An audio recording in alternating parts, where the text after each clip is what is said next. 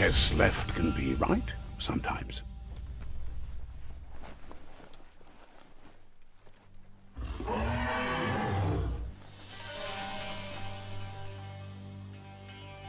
Stories of death and the bodies left behind.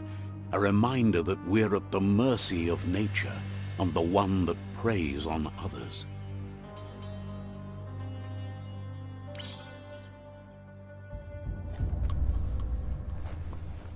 Do you remember the beast that shattered your family?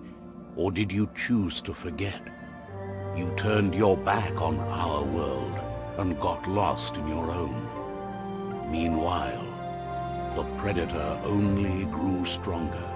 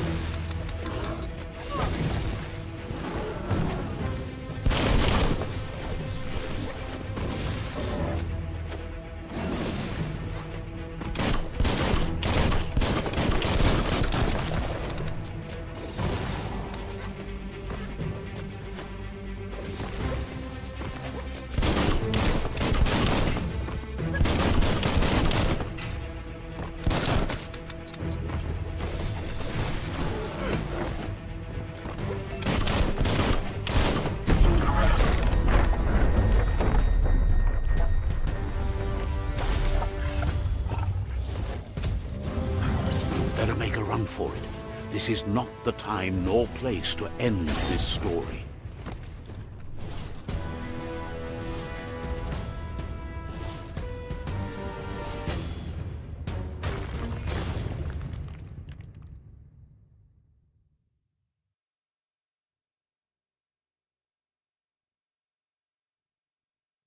This time, it was best to run and live to fight another day. Let us hope you're ready for it when it comes.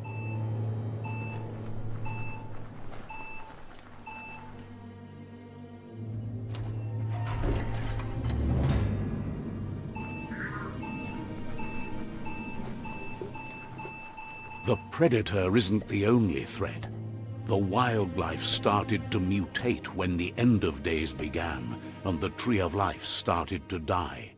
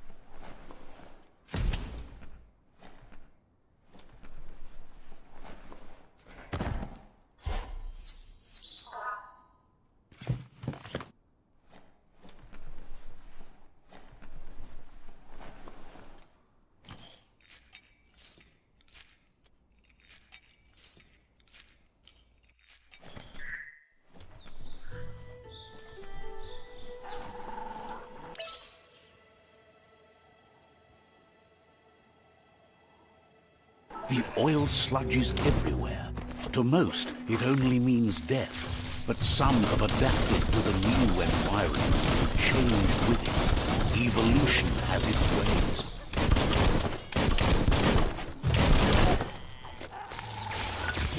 One down soon.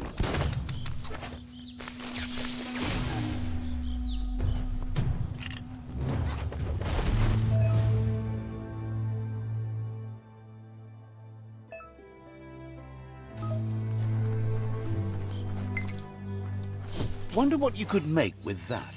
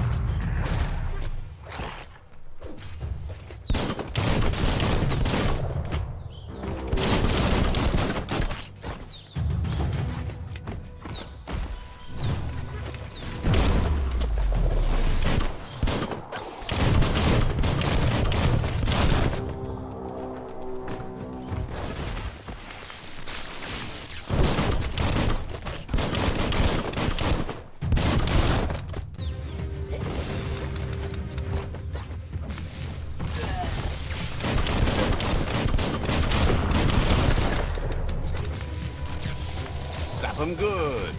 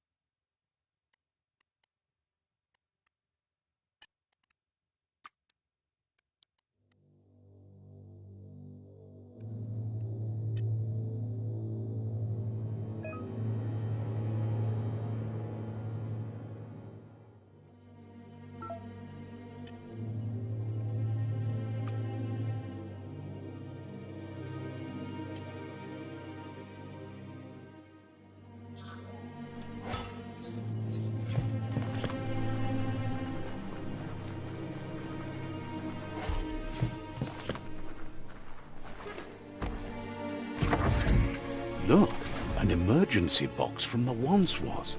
A rare sight.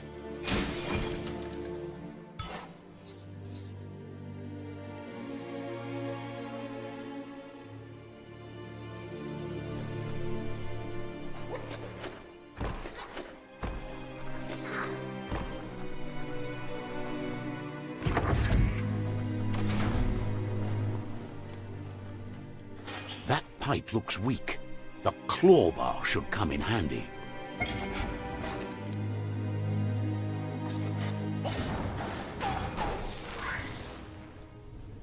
Whoa! It's time to find a way out of this place. No, really, I mean it.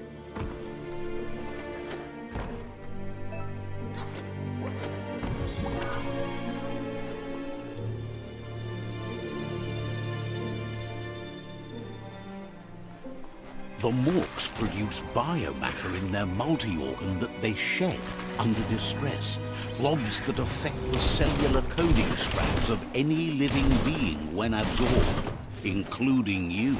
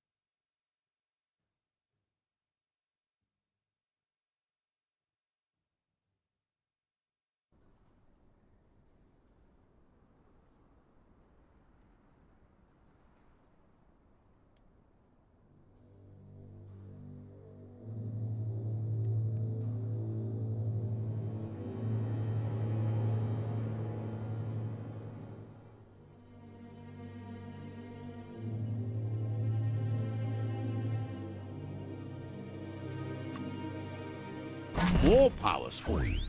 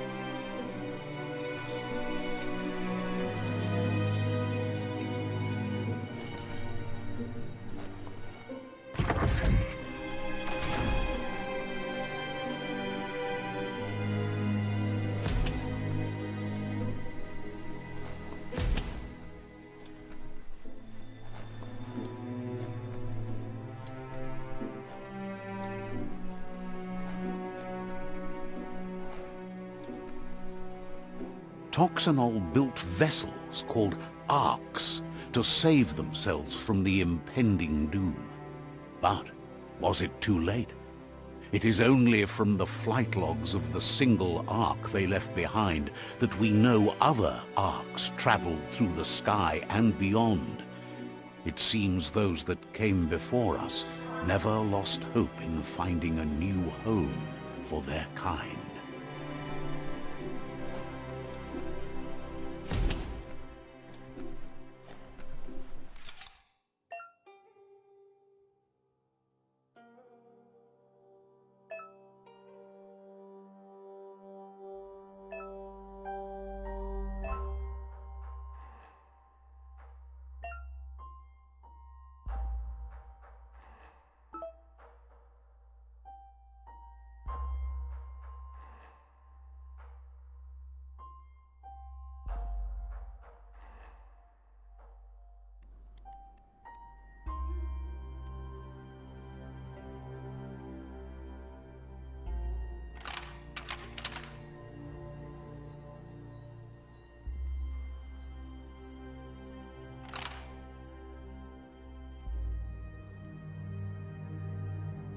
Just a few moves left. Make them count.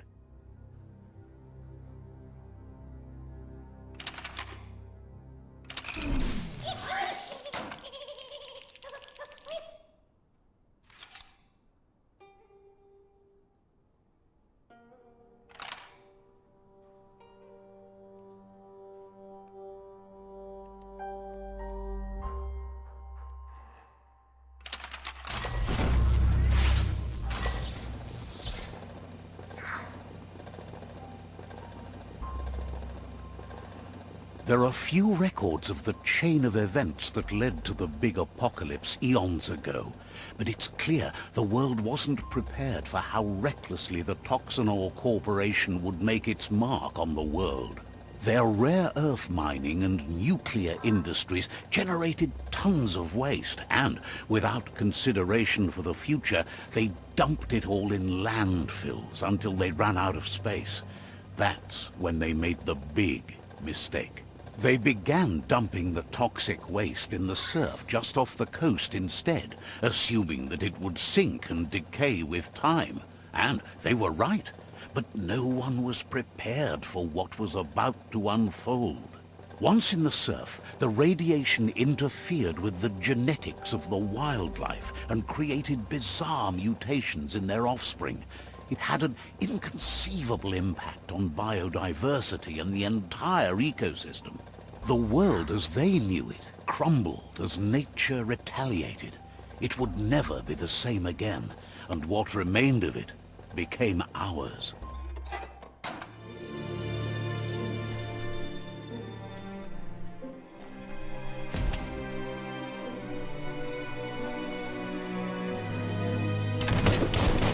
Of spark metal going pew-pew is never a good thing. It's coming from behind that door. A warning label. The box looks like a potential brain melt. It's going to take a bit of puzzling to short-circuit the door.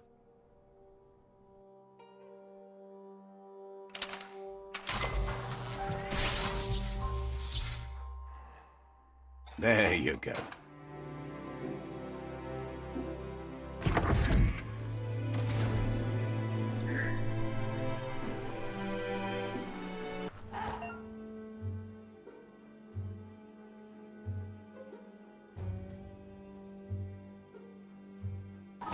The wheeled one is outnumbered. You'd better help him out.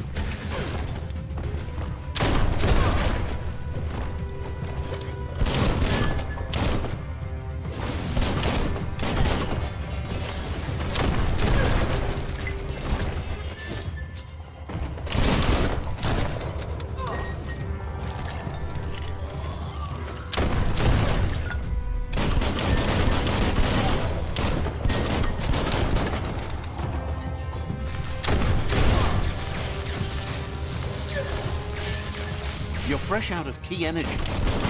Blasting everything to bits.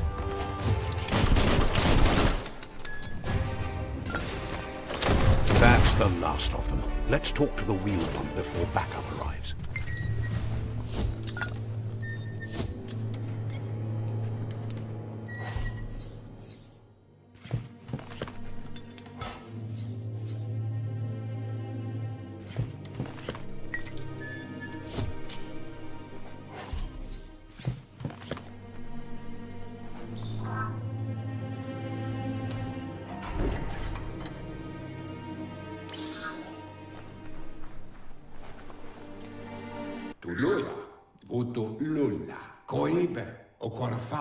He wants to thank you for taking his side against the scavengers.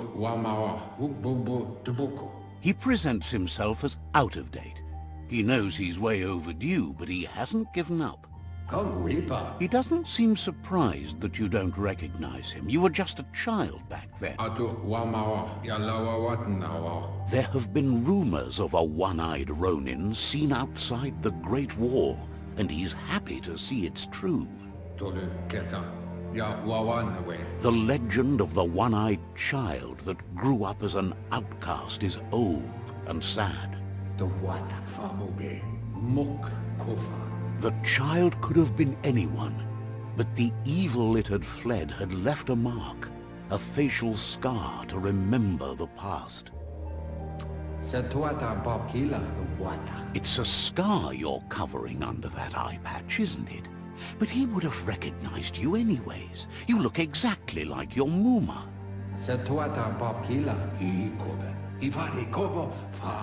There's no doubt you're the child, and that what Lupa Lupin did to your village, your Muma and Popsy, was the beginning of the end. He says it has taken you a long time to bring the past back up to the present, to find your way back, but he's grateful you have. It was after the attack that the unity fell apart. Your Muma's disciples divided and formed tribes as a reaction to the blight that had fallen upon the land.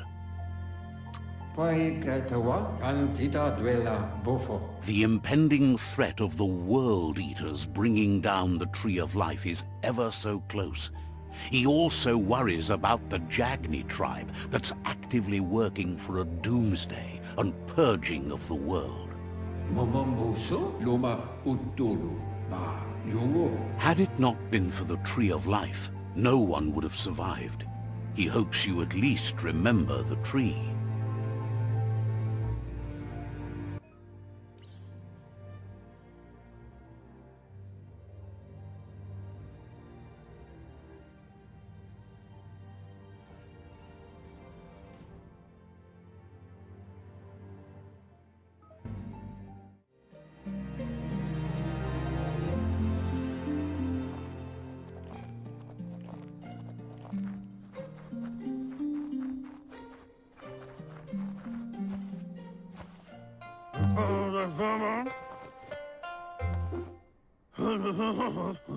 Asks if you were tired, as it's a bit of a hike here from the village.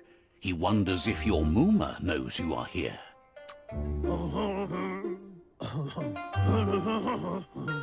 Sounds like he thinks she does, despite your heart growing dark.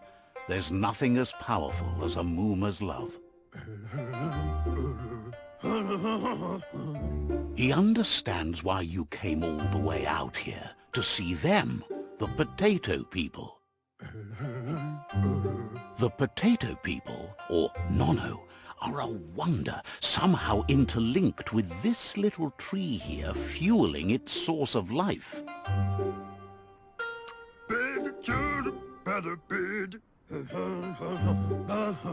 Magic? He claims it's just the force of life, the existence of energy, powering and connecting all things living, like the Nono. The Nono prefer to hide in glitter grass. He says you should get over there and ruffle it. See if you can make one come out of hiding.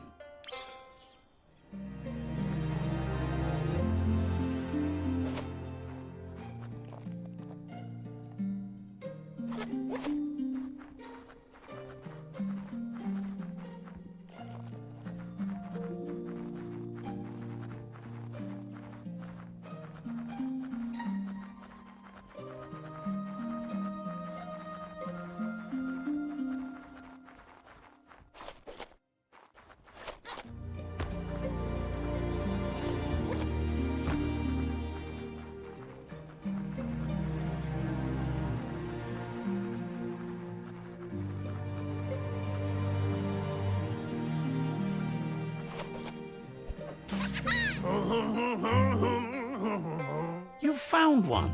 You should be proud. They don't come out for everyone. The Nono's key energy is just what the Pensai needs to complete its cycle and grow into a tree of life. Only time will tell. At least his intention is to dedicate his life to it. He has the feeling the fate of the world depends on it.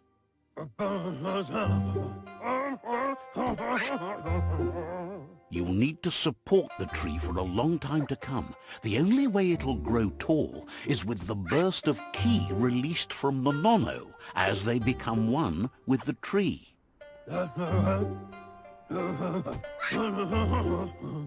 You'll need a net to catch the Nono, and he wants you to use his, but asks you to be gentle. The Nono are sensitive beings, an embodiment of ki, the primal energy.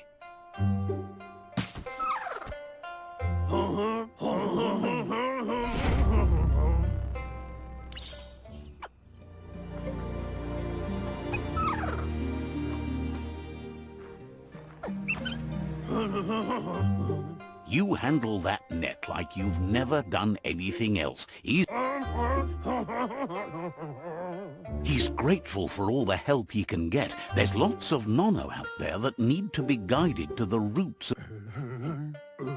Oh, it'll need a continuous flux of ki over the 12 months to come, so countless, he'd say. But today, your focus is getting this one to become one with the tree.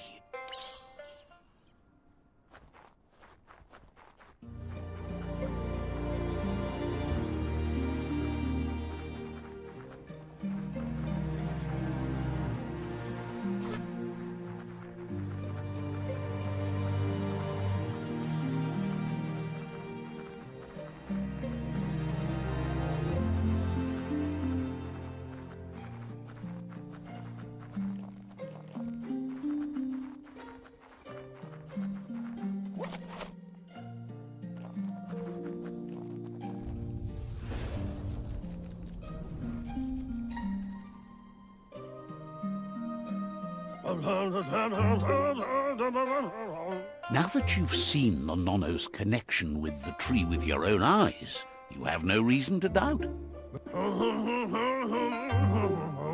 One day, the land won't be as peaceful. Not even your Muma will be able to protect us. He says you'd better hurry back to the village before your Muma comes looking for you. You did good here today.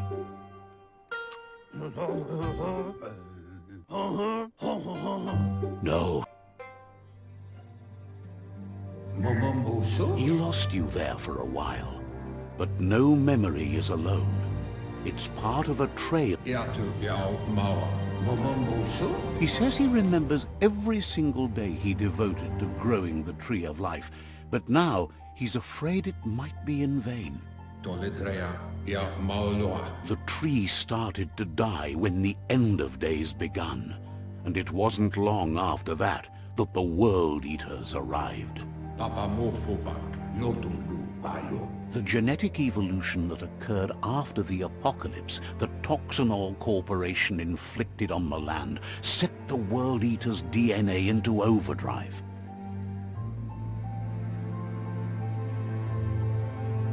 His friend Gizmo is working on a Mekton and needs help defeating the Jumbo Puff at the end of the West Route. Wiz is still repairing his octopod to confront the Merkpuff that dwells deep down under the surface at the end of the northwest route.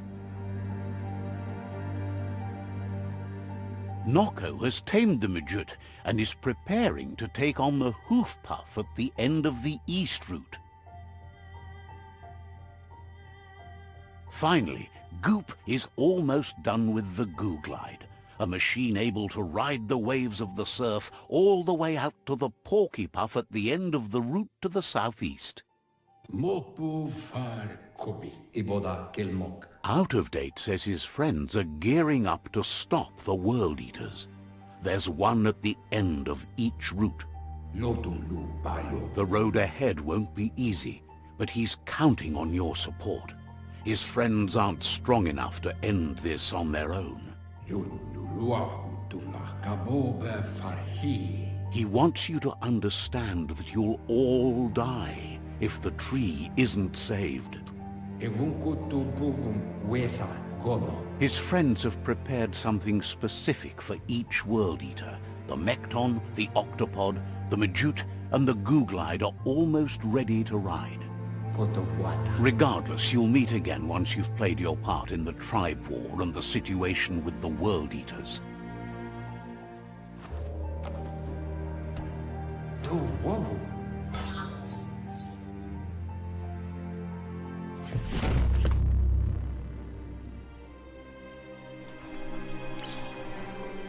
You're getting the hang of it.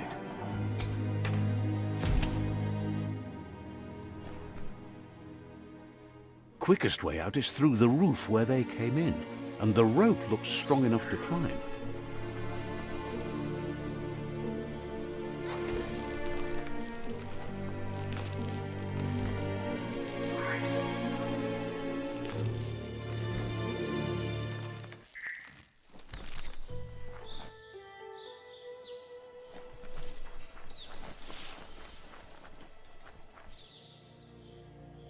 Know that the Tree of Life is dying. Its days are numbered. Without help, it can't endure the environmental change and assault from the World Eaters.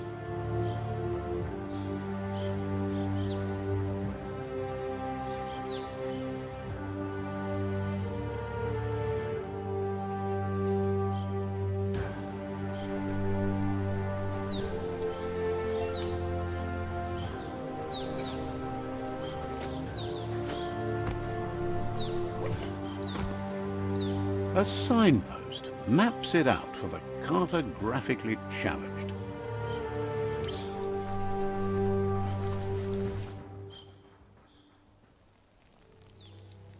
Let's see.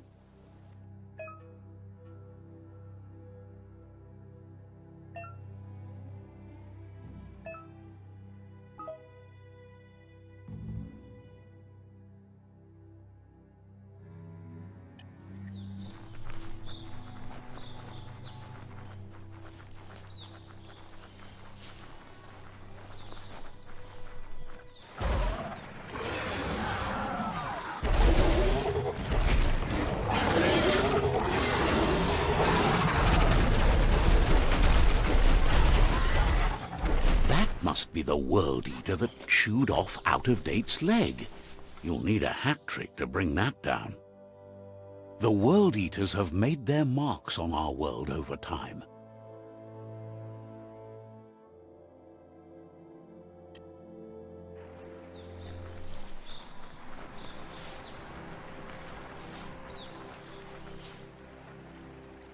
That's not the first nor the last village it'll leave in its wake.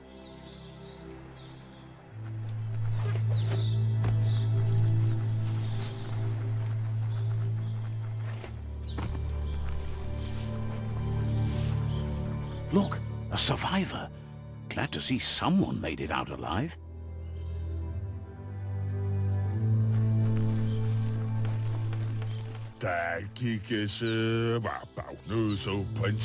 He's heard the stories about the terror inflicted by the World Eaters to other enclaves, but never expected one to come all the way here.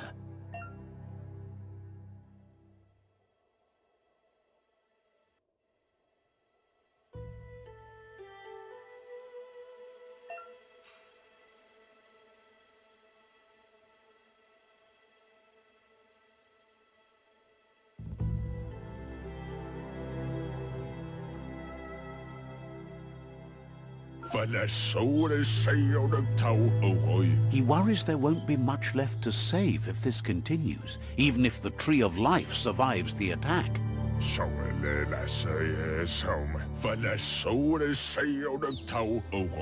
He doesn't know what your connection is to this place, but something tells him you've stayed true to your heart.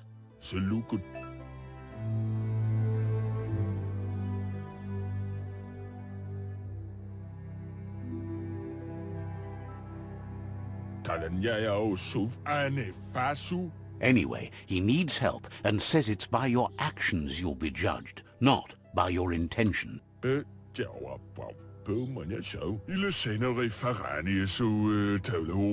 He's grateful for that. You still seem to have a spark of light in you.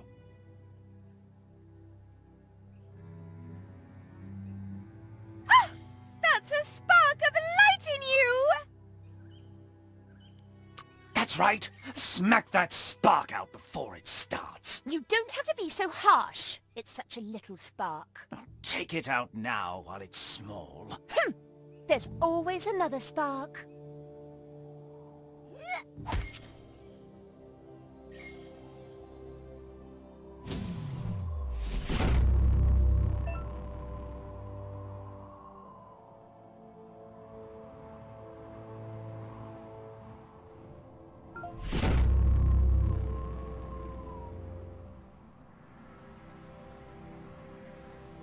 There's Out of Date again.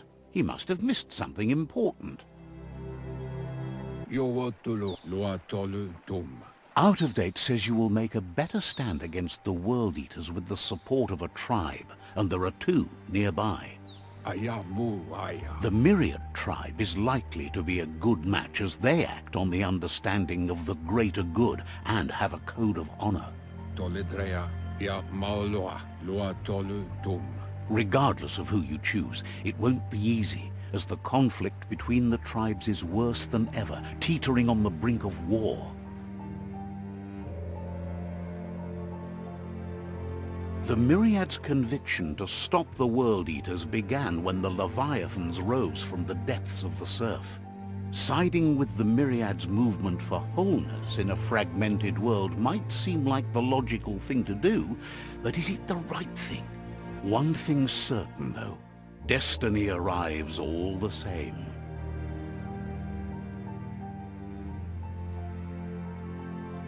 The Jagni tribe only ever had one conviction, to bring balance to the world by wiping out the weak. They believe a cleansing is necessary to restore the world, and want to let the World Eaters bring down the Tree of Life. But siding with Jagni isn't necessarily a bad thing. Fate will find a way. Out of Date says someone needs to break the stalemate and shift the balance of power to either Jagni's or Myriad's side. He believes the tribe Sifus, Myriad especially, will listen to you and expects you to pay at least one of them a visit and play your part. Myriad is convinced that defeating the World Eaters is the only way the world can be saved, but they've been forced to focus on their rivalry with the Jagni tribe.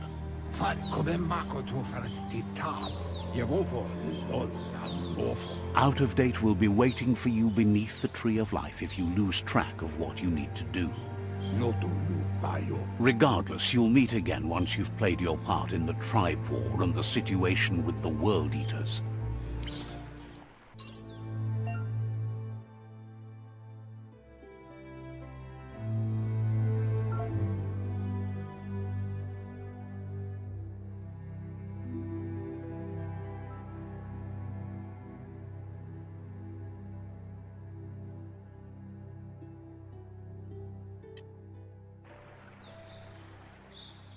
Another fork in the road. It's either the tunnel or the motor bridge. What'll it be?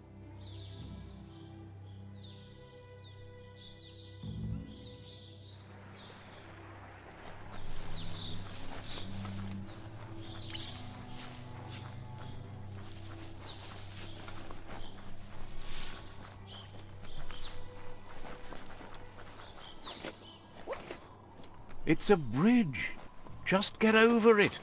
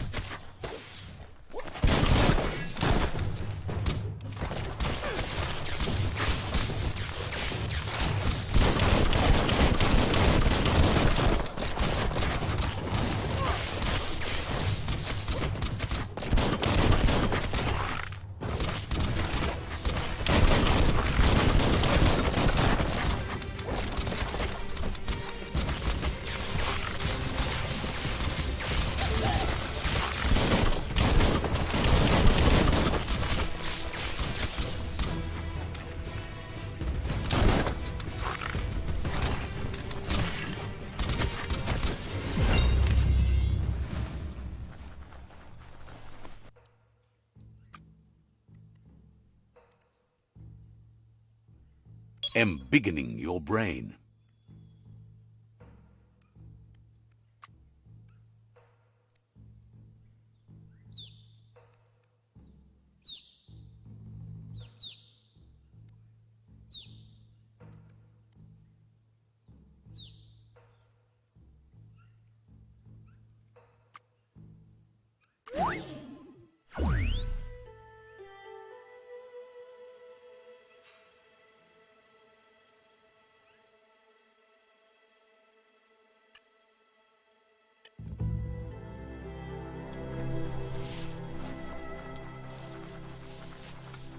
They've destroyed this area, muddied up what used to be muck, as if it wasn't bad enough before the tribe war began.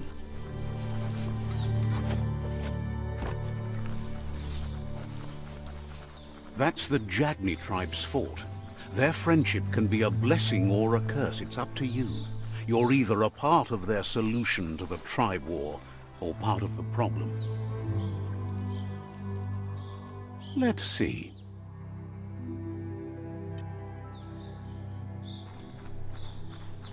Big job top. Says they're wary of strangers. They're at war. Frutata shiplup. Krashal ala fruit snapper. Hopes you have patience. The Sifu can't stop himself from talking sometimes. Let's hope this isn't one of those days.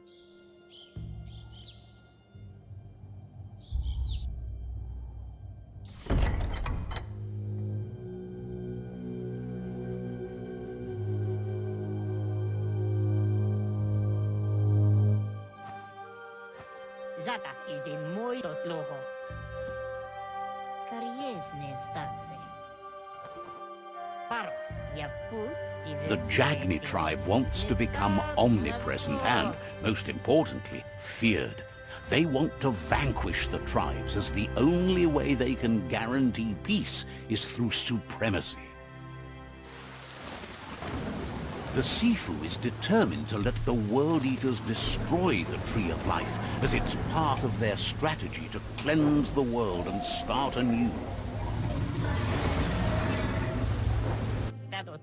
He welcomes you to the Jagni fort and introduces himself as the tribe's Sifu. The news of a cold-blooded Ronin crossing the Great Wall through the crack in Bunker 101 preceded you. He's referring to your rampage through Bunker 101. It seems you don't mind a bit of blood on your hands. That's something you have in common.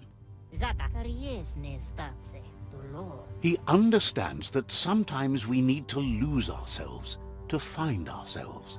But he's glad you chose to come here. Bira, ives jätteräcklig dekle. There's something about your spirit that sparks memories of you as a kidling. He can still sense you're kind-hearted. Skuni ives jätteräcklig dekle. Och visoko dolatsi ne... Sometimes one memory can make another come to life. He hasn't thought about your Muma for ages, even though she taught him a lot. He was one... Jätteräcklig onis sporenos odlisini. There were 6 of them, but the unity fell apart after Lupa Lupin attacked the old village. Soon after, they formed new tribes based on their own values, and when the Blight started, the animosity escalated to war. Och visoko dolatsi ne... Na oko kiza? Jackney doesn't want a new unity between the tribes. Their goal is to become omnipresent and, most importantly, feared. Novi, novi. Apinos. He'll give you a chance to change your mind before you leave and asks you to reconsider. Otherwise, you'll be seen as a rival.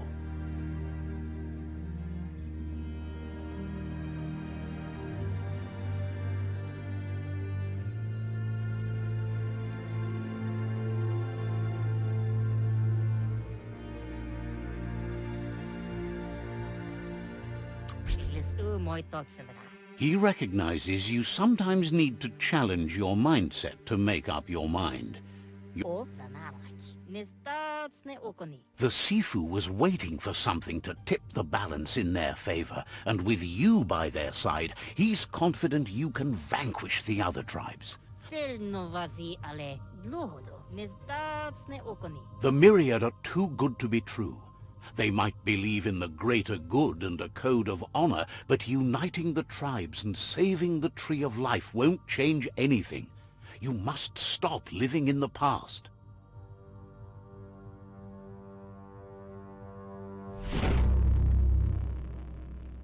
Dolo. Their kin must put an end to the war before war puts an end to them. It'll cost bruises and broken bone, but Zum ilam dat nete odliseni nove. they have no intention of letting this drag out, or they'll run the risk of teaching the enemy their art of war. He wants you to focus. These are the new rival outposts your tribe needs to take control of.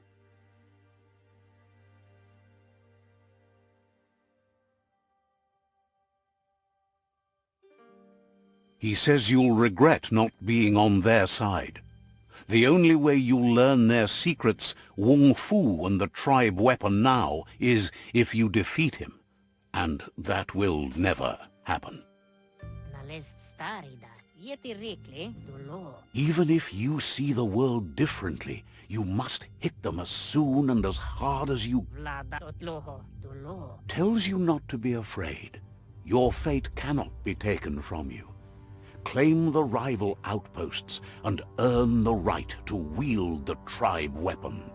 Jätteräcklig vlada onis sporenos odliseni. The only kin who count are the kin that are left standing at the end of the war. Let's focus on making that our kin, not theirs. Zenakas pripad snatste. Seeing you brings back his memories of the old village. Onis sporenos odliseni. Tel novazi ale dlohodo. Jackney doesn't want a new unity between the tribes. Their goal is... Orsekali. Perfetta. He remembers your kind and unselfish soul, and can sense you still have it in you, the will to do good. Tel novazi ale dlohodo. Kariesne statse. Anyway, you'll pass your old village on your way to the first rival outpost, but we've got no time to be sentimental. War doesn't wait. Mali muzami zata. It's always the little things you remember, and with you it's pretty much the only thing he recalls.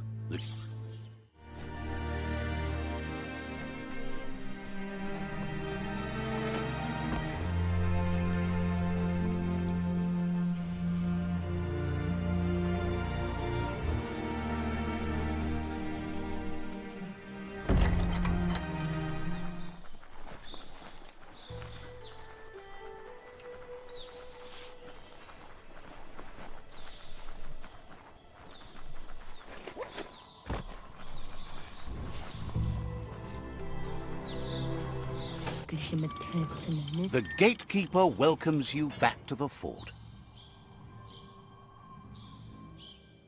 그러시면 태프나는 Says talking to you was interesting.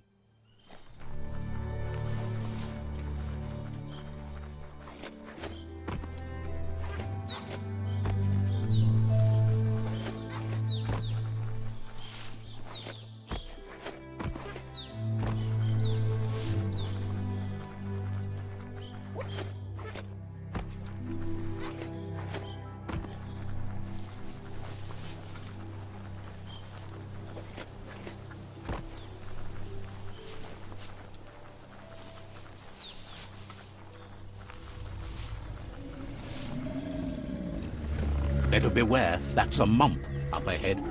They were hit hard by evolution, the wonky ones especially, deformed and unfurred.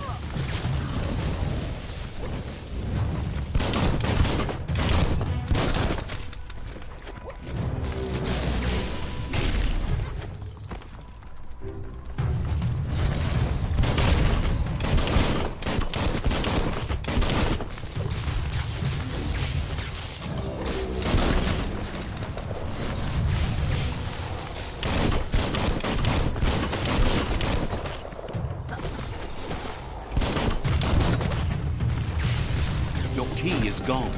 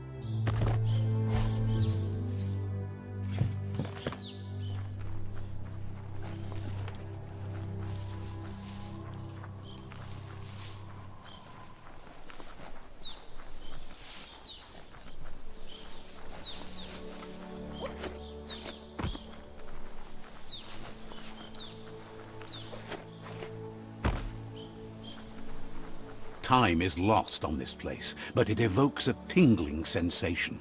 There's something special about it, drawing you closer.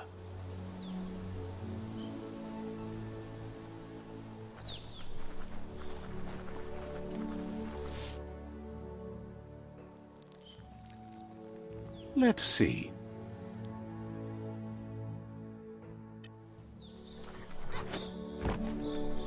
As time passes, memories fade, and sometimes feelings change. It's not about who you were, it's about who you'll become. This story is far from over.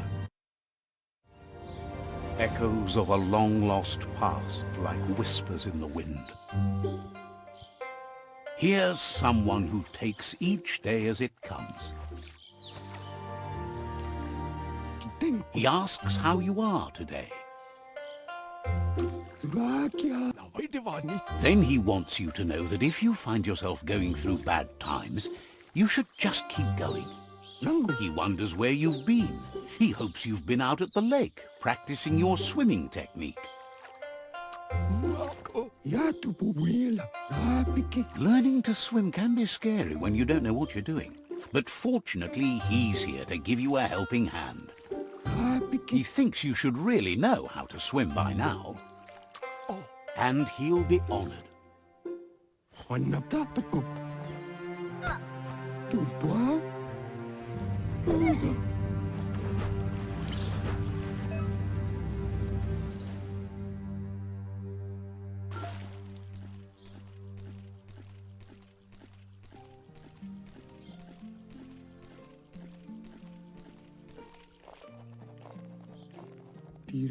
He says, that wasn't too bad, was it? At least you learned that you'll... But you need practice. Lots of practice. Great things usually happen to those who never stop trying. He... You just need more time in the surf. That's the only way you'll ever learn how to swim.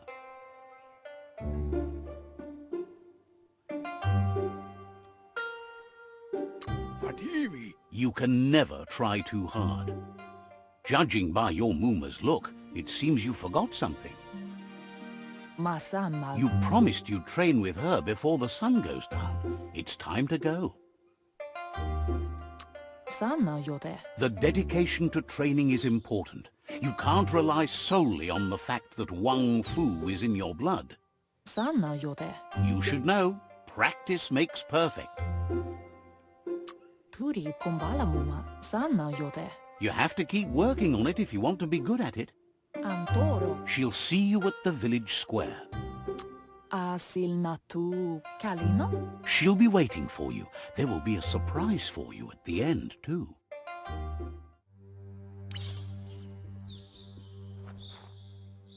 Here's another familiar face with lots on his mind.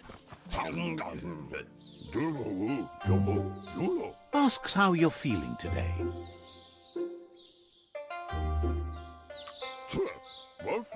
His only interest when creating is that what he comes up with is actually useful. He was hoping you could help him pick up some scrap for a thingamajig he's working on.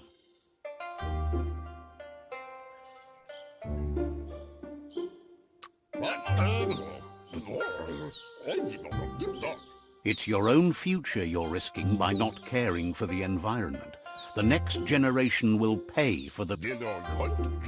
You should look for things that are recyclable. It shouldn't take you too long to find...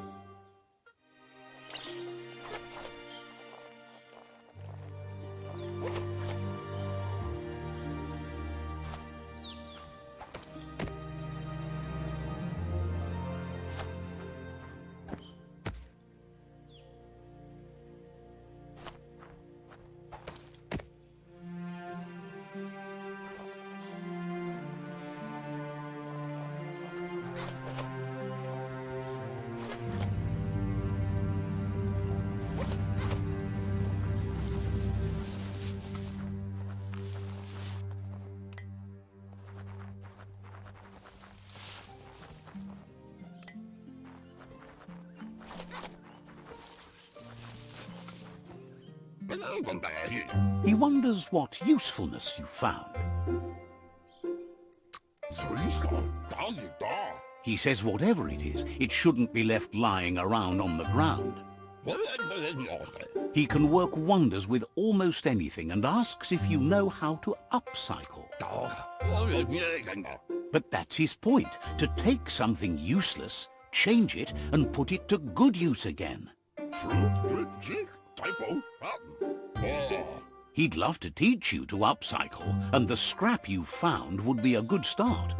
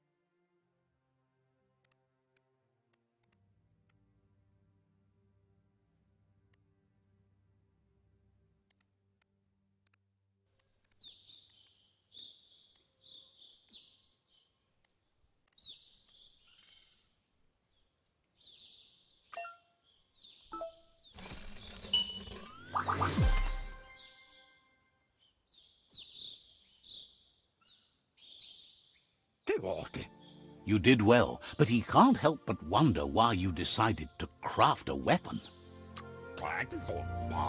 He says you don't really need a weapon when you're born one. He understands, but hopes you won't be needing it anytime soon.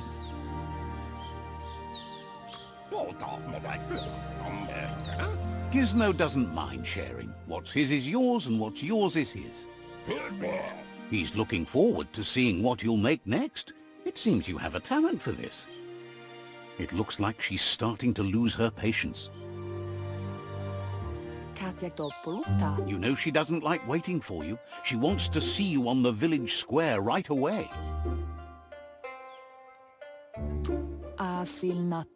Then you've got a good excuse. You share a responsibility to prevent hardship on nature and the environment. It's your future. She wants you to grow up and start thinking for yourself. You really need to find yourself before she... That's all she's ever asked of you, that you'll try and give it your best. You can't do more than that. You've always followed your own path, but this time she needs you to follow her.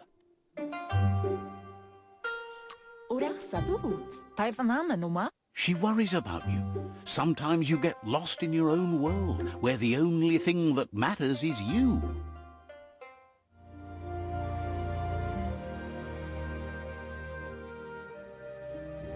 They look determined. Better watch out.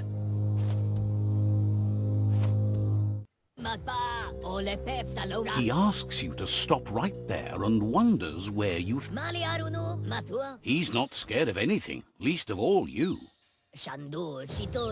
There's no way they'll let you pass. He wants to know who you think you are.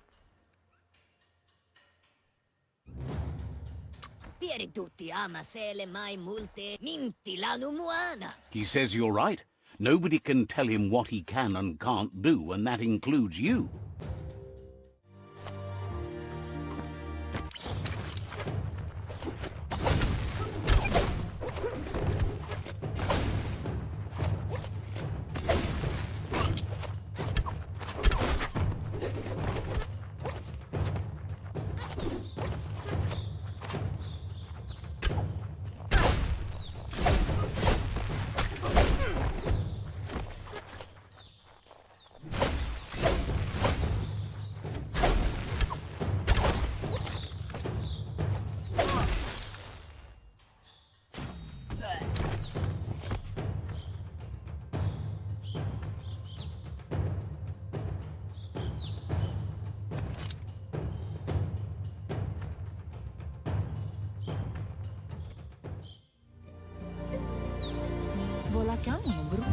She asks if you're hurt.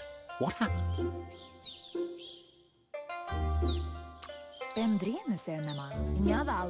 If confidence is silent and insecurity is loud, she thinks you're absolutely right. The most important thing is that you're okay. It's time to focus on your training now. She suggests that you forgive your enemies. Nothing annoys them more.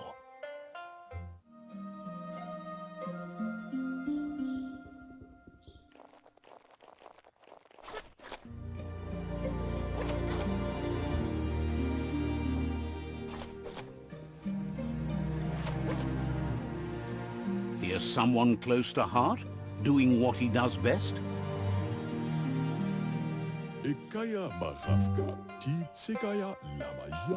Seeing you always puts a smile on your Popsy's face. He heard you helped Gizmo clean up. He's proud of you. He asks if you could help him too before you leave for training. He'll leave the quick part to you. You're the martial artist, after all. He suggests you get going and find him gadgets and ideas for how you can upcycle some old fabrics.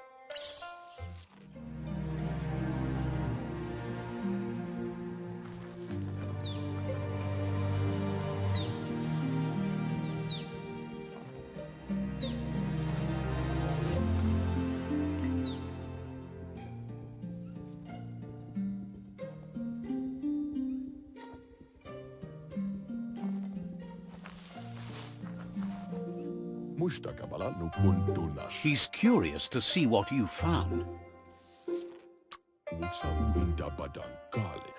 He's all for renewal and has even considered making the trip out into the wilds to look for a bionucleus pool and refresh his DNA. He can work wonders with pretty much anything and asks if you know how to upcycle.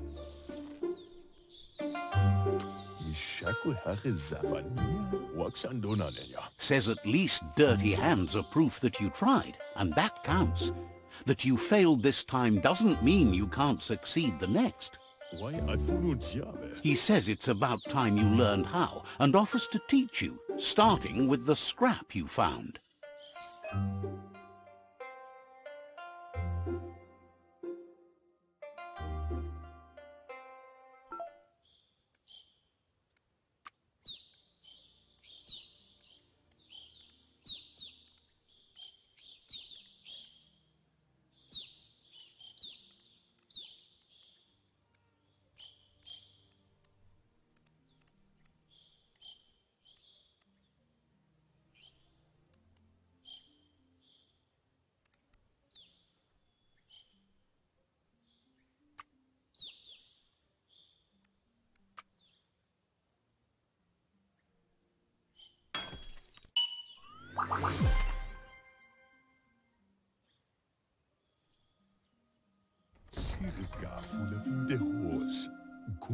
The style might be too edgy for his taste, but it looks sharp on you. He can see the rebel in you. You're like your Mooma in that way, always choosing your own path, even if it might lead you to peril. You should take it with you, wear it to practice. He's sure your Mooma will forgive you for not wearing the traditional outfit. He's looking forward to seeing what you'll make next. It seems you have a talent for this.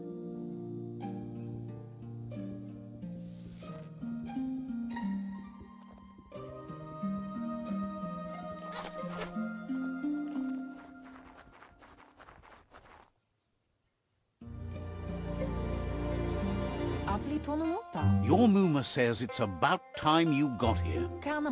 Hopes you're as ready as you claim to be. She says she is eager to get started. You don't have much time left before the sun goes down. But there's enough time left for repetition, and you need it. Training dummies don't hit back. Wants you to prove that with some practice first.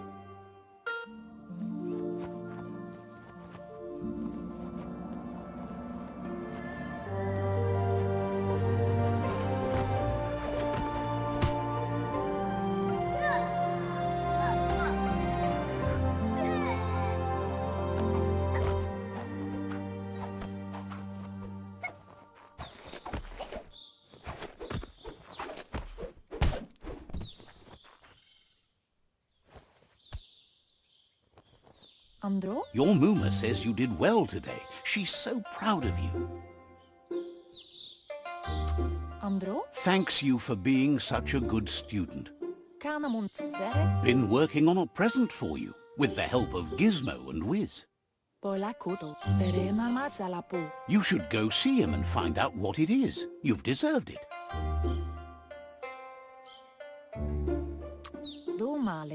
Reminds you that the best way to get someone to do things is for you to thank them.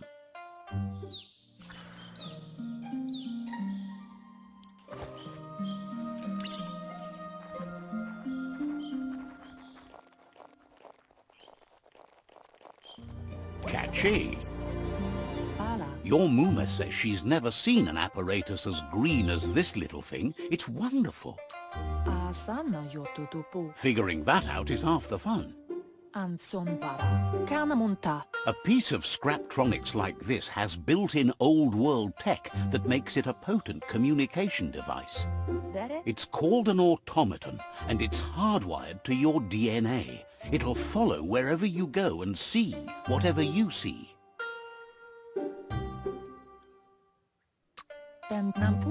Says it's not a record keeper, more like a companion. Your Mooma says you look tired. No wonder. It's been a long day. That it? Says a good rest makes you ready for tomorrow. Rest, and you'll find strength for tomorrow.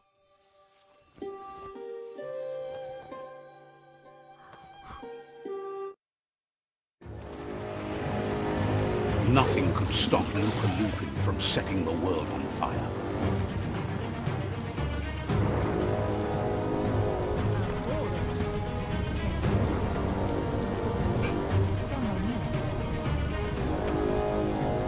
Your Muma urges you to blaze a trail. A burnt kidling will learn to dread fire.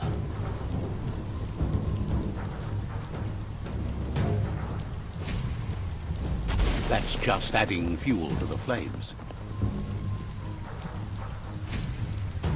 Give it a last burst and you'll make it.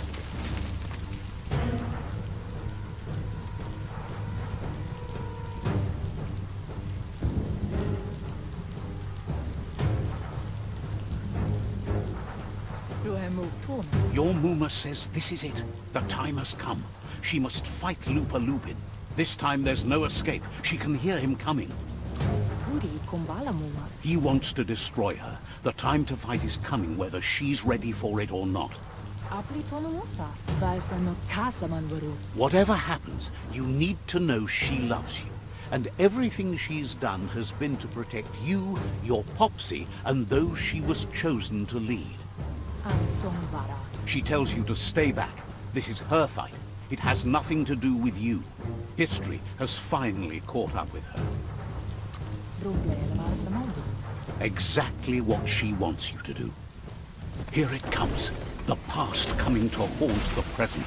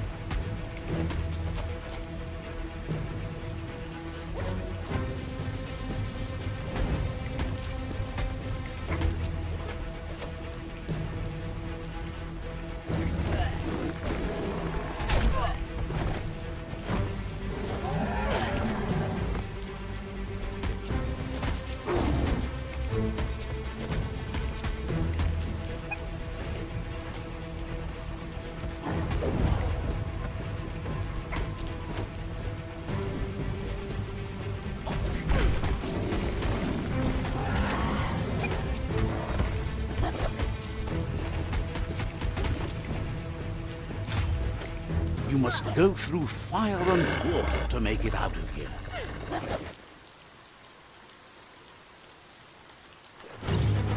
Your Muma says you can make it if you believe in it. Where she goes, you go. Blood is thicker than water.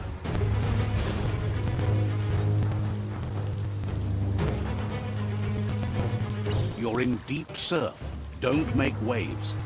The surf goes where it wants to go. It'll take you to the shore as long as you go with the flow.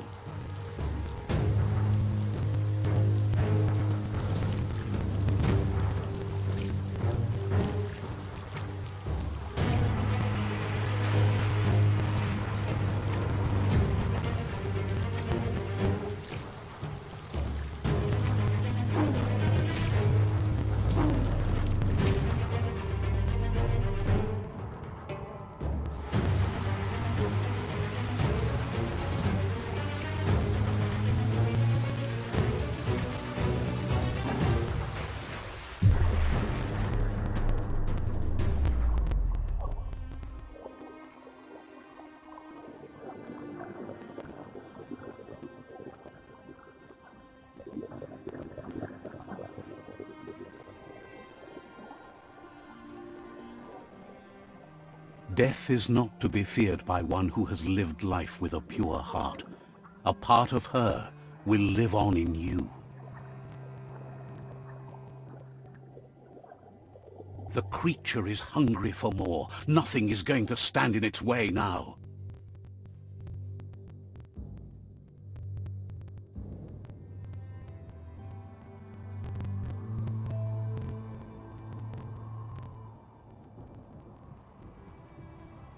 If a sacrifice is made for someone else, it's not lost, but passed on to the next. Life must go on. Real sacrifice comes from love and necessity when all other options are exhausted. The ultimate test of conscience is the willingness to give up anything to save what you truly care about.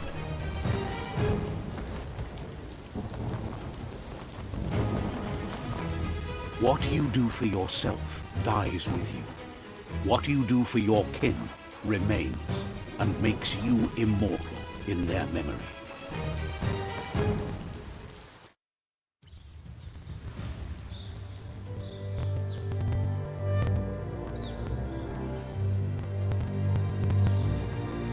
As the moment fades and is lost, the only thing that remains is loneliness. It doesn't mean you'll forget your past. It simply means you need to move on.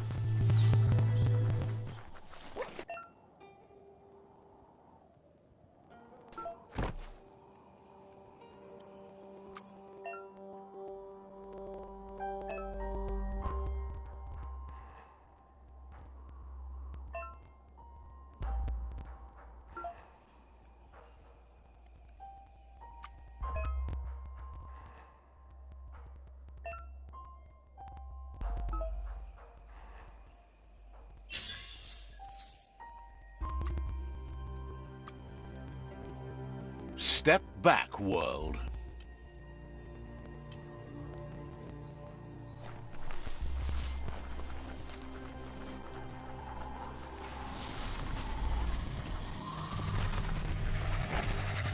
The tribe's caught a fluffy Hulk. Better watch out, it's no pet.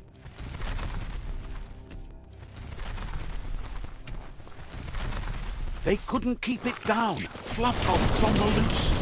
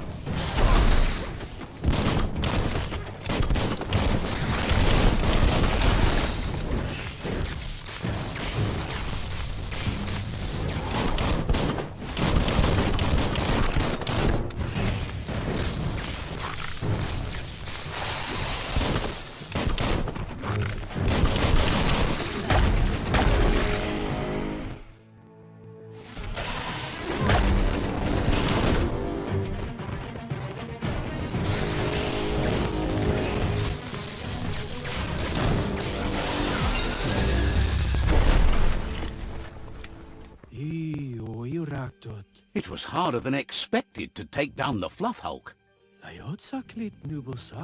They've received news a Ronin joined the tribe's ranks and were looking forward to meeting you. A group of Jagni warriors are already waiting for you at Myriad's Vespidut outpost. You should hurry there and help them storm the outpost.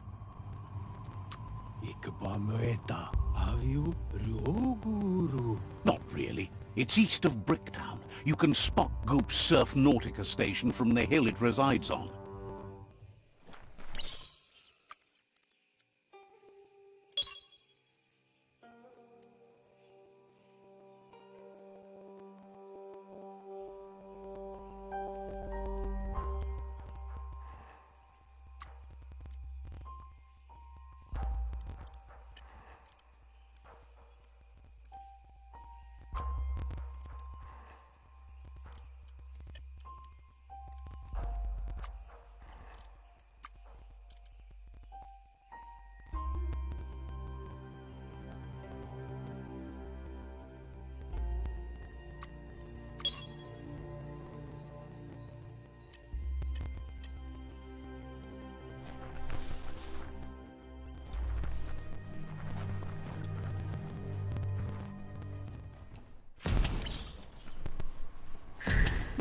An emergency box from... Wow, bet that nut makes a tight fist.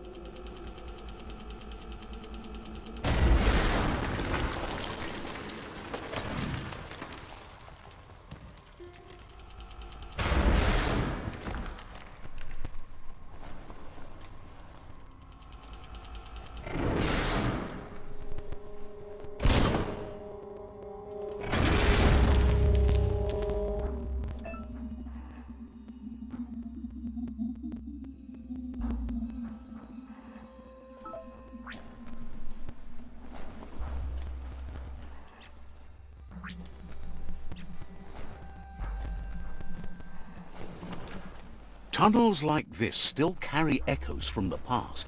Can you hear it?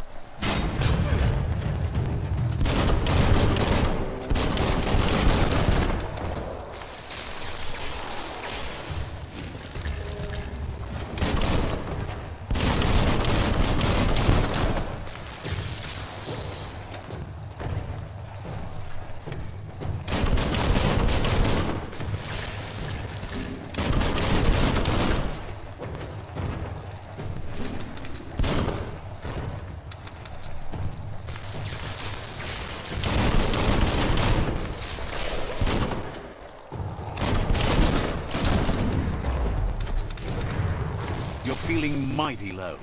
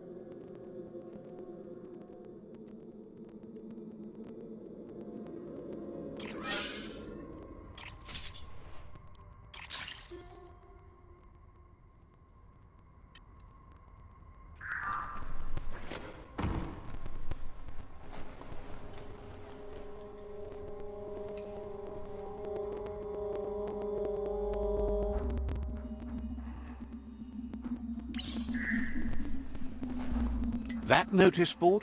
Filled with the leftovers of used-to-be once.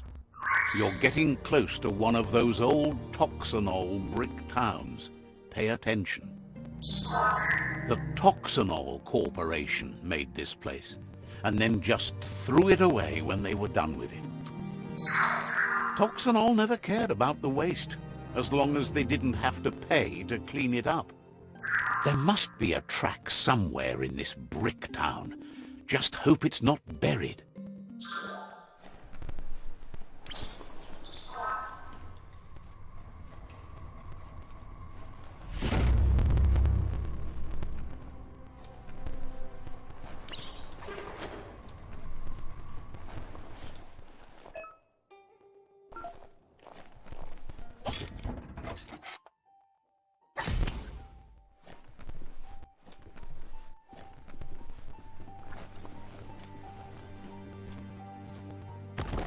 Heroes make for the best stories.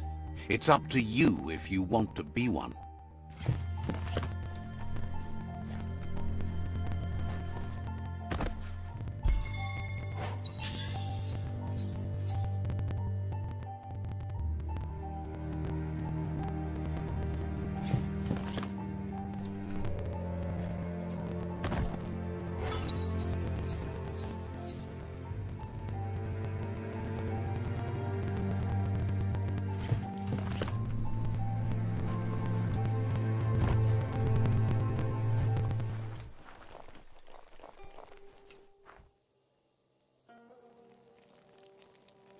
Let's see.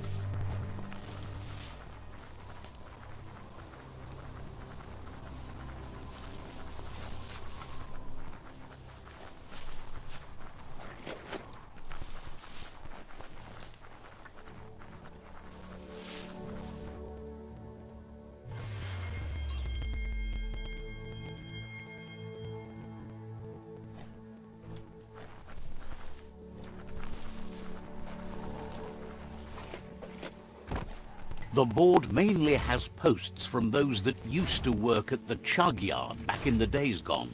They don't make much sense these days. Not much more to say about the board, but Gizmo is holed up in the underyard here working on that Mekton of his. The Toxanol Corporation used to run chugger-chuggers out of here, big machines on rails with smokestacks that fouled the air. They can carry you anywhere you like. Well, anywhere that they go to, and then you can leg it from there. You're on the right track. Keep your eyes open.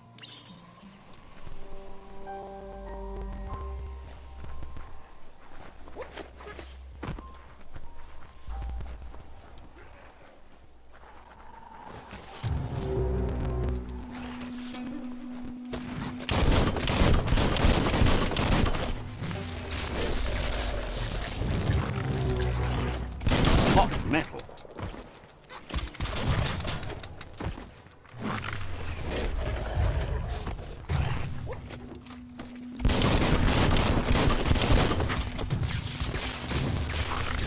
You've got nothing left.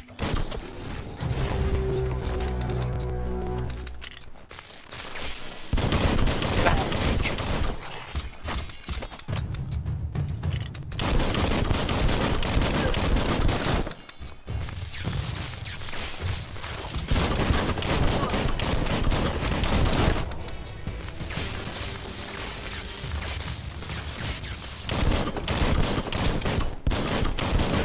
Took care of it.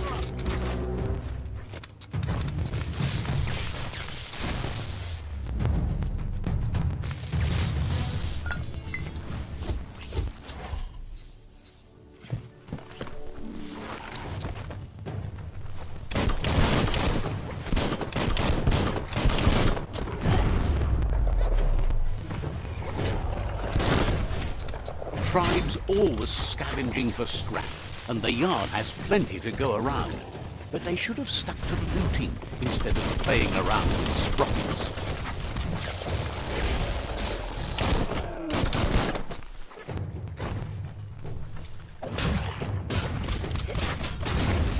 Blitzed!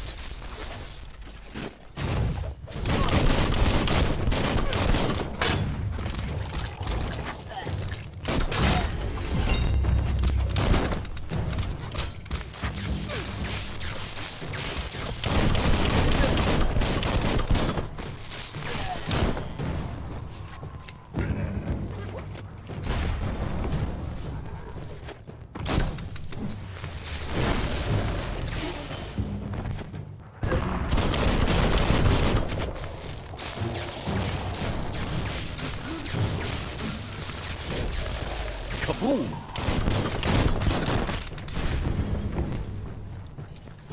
Bomber Bonker's busy ram-banging the door. This is your chance.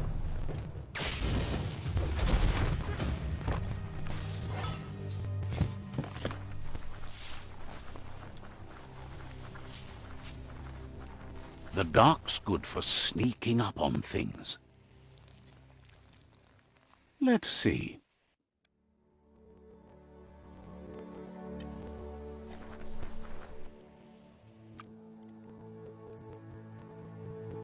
Faster than ever.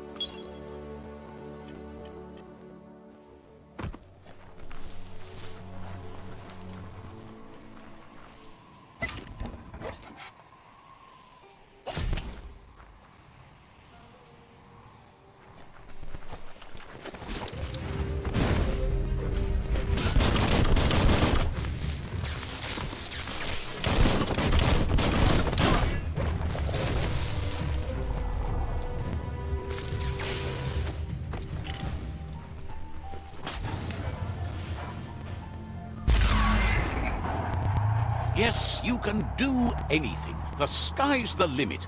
Now, let's take this back to Earth.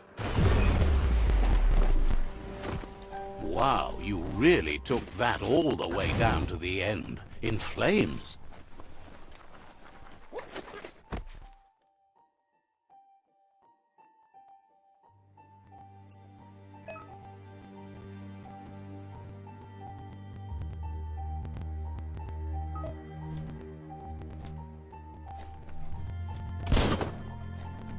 Stay away from that biohazard. You'll want to wash yourself off for a month.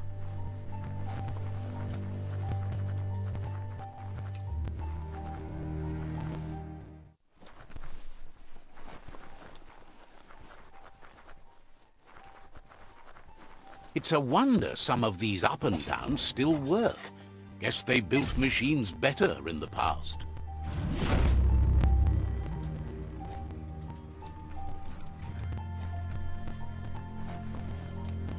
The spent nuclear fuel that Toxanol dumped in the surf had detrimental effects on the marine habitats, while the overflowing landfills contaminated the groundwater. Combined, this sent their world hurtling on an inevitable road to ruin.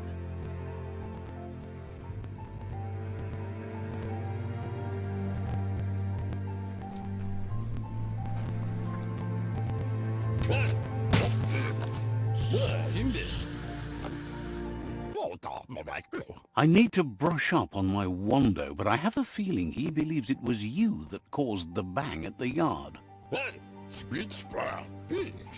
Oh, and he says he knows you.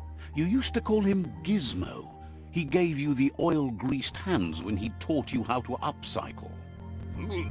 Gizmo remembers you as a nice kidling, and he can still sense the warmth of your good heart. But Gizmo says how you experience a memory can be different. You know the story, but sometimes the truth it brings is personal.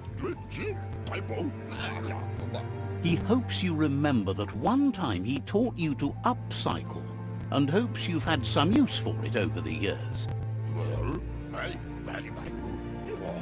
Gizmo says he also has re-memories from the long gone, but unlike you, he doesn't think of the past, for it's gone.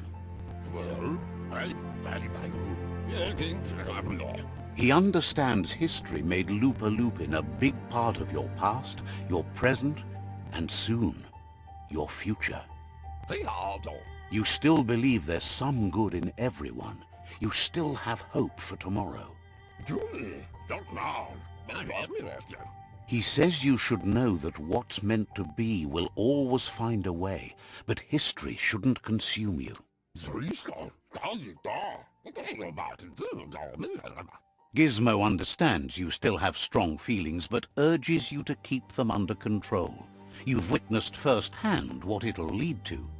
Yes, that's the way. No arguing with that.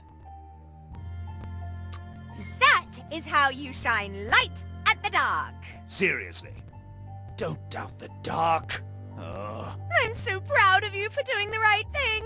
Can't believe you let that loser sway you. Would like to know if you ever doubt the choices you made on the path that brought you to this point.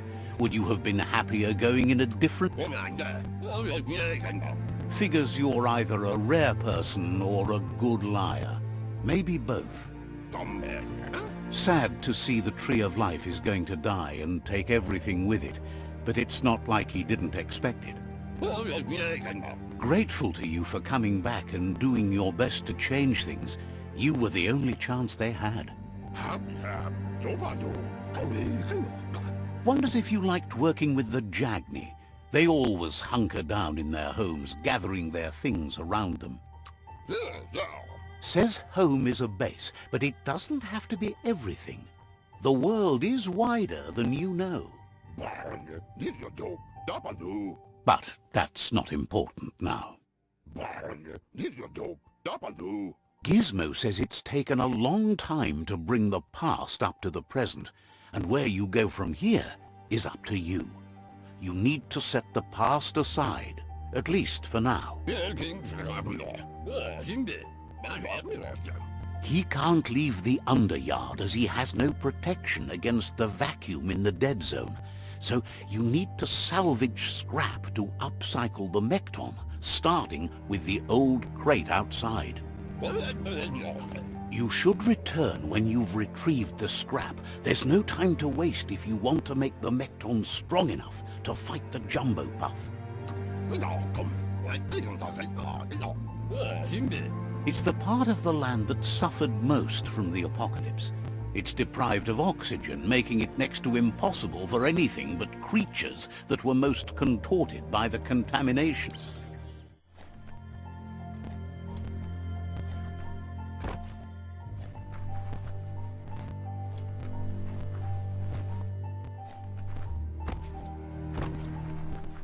There's short of breath and death to this zone. Better take care. He who half breathes, half lives.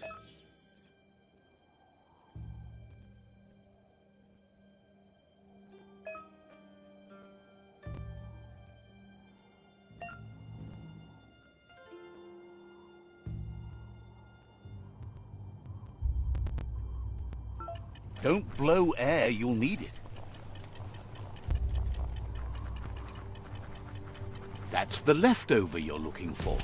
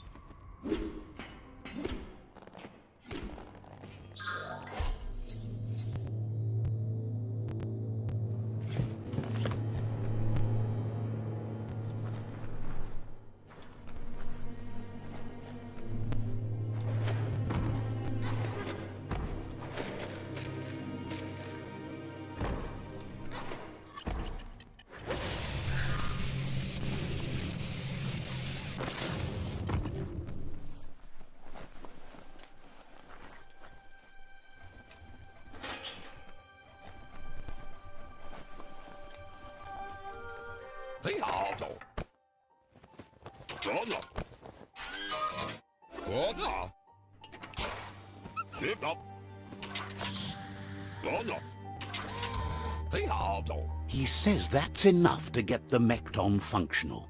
You'll have an engine, a fuel soaker, a gun and a gathering net, but no armor, nor enough oxygen supply.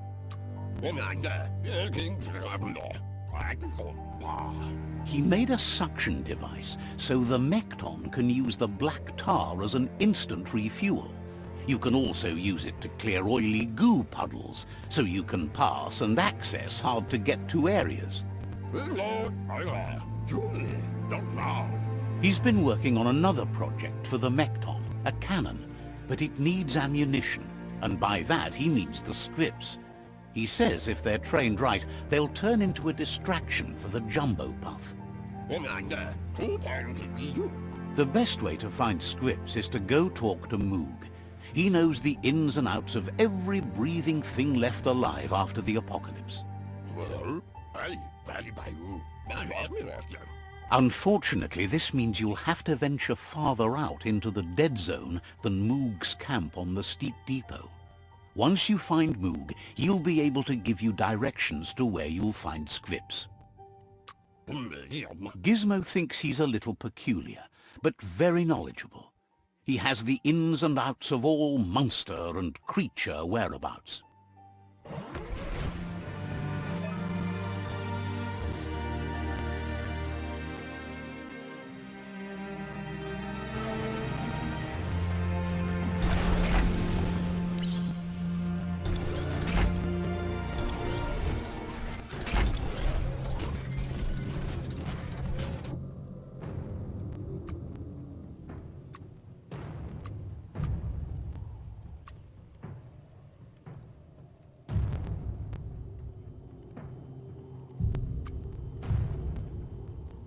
It's not so dark out anymore.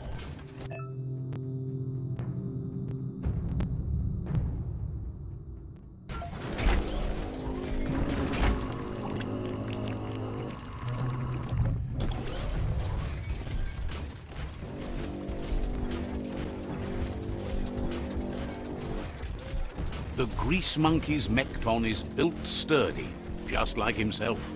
Can you imagine how this place used to look before the dead oil flood?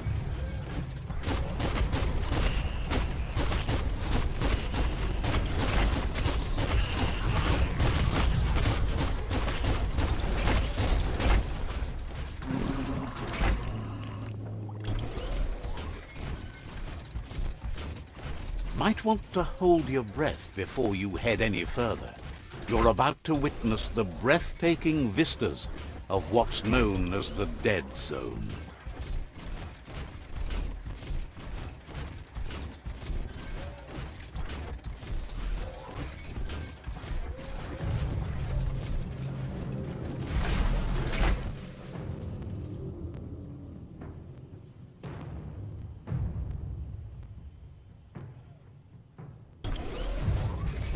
That over there is Steepo Depot, the cliffside that Moog hangs on to.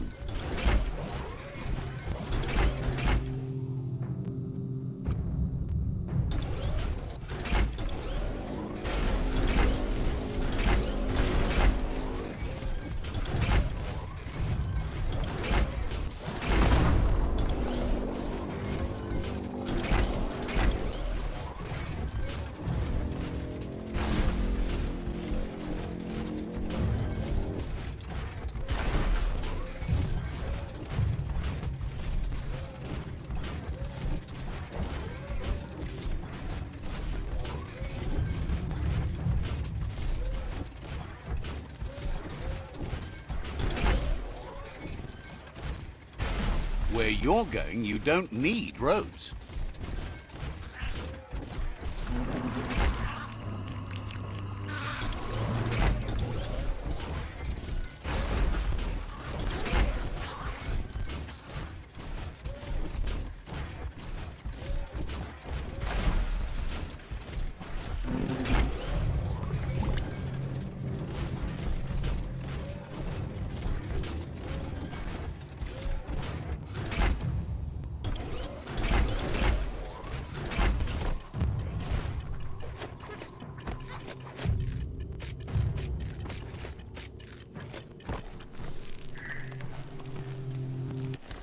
Possibile.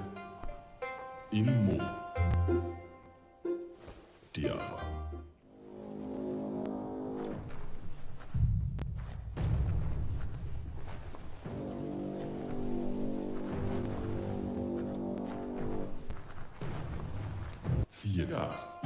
This one's impressed to see you out here.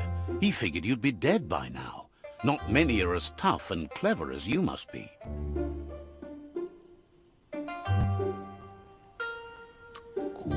Claims he goes after the most dangerous game, huge monsters. Moog says that all your power doesn't do you a bit of good if you're not willing to pull the trigger when the time comes. Choosing what to kill and what to spare are the most important decisions you'll make. You might have a steady aim, but you need to be sure that you pick your targets with care.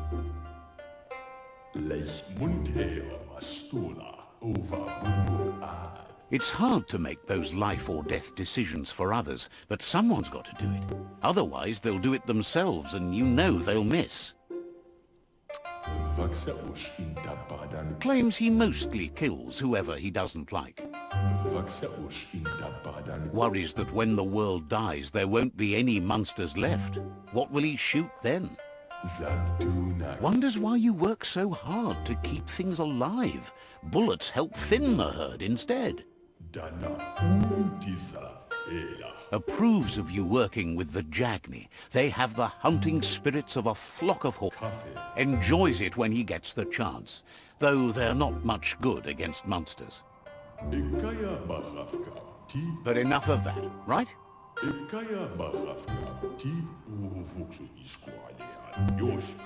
He says the wildlife, nature, has changed and turned against us.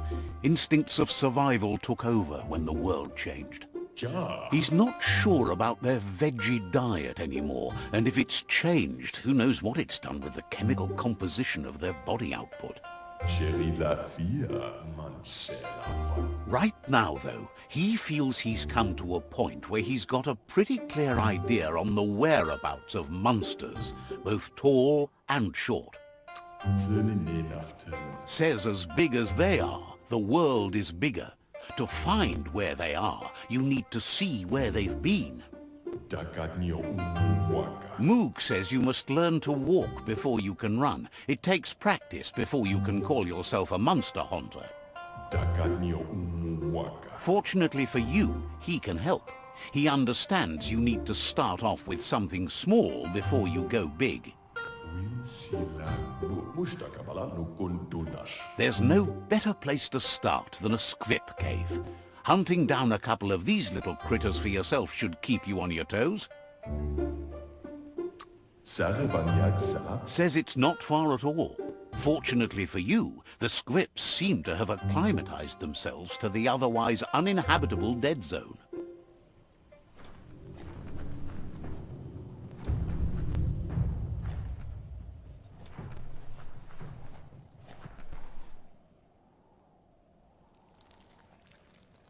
Let's see.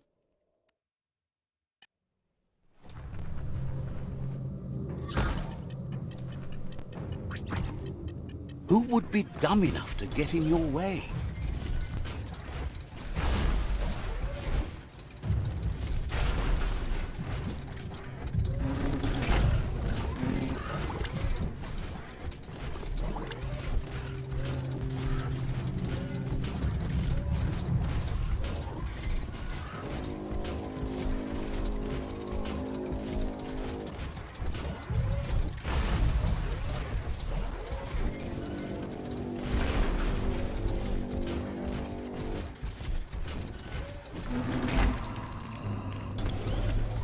Wait, it's the script hole-up. Place is just filled with critters.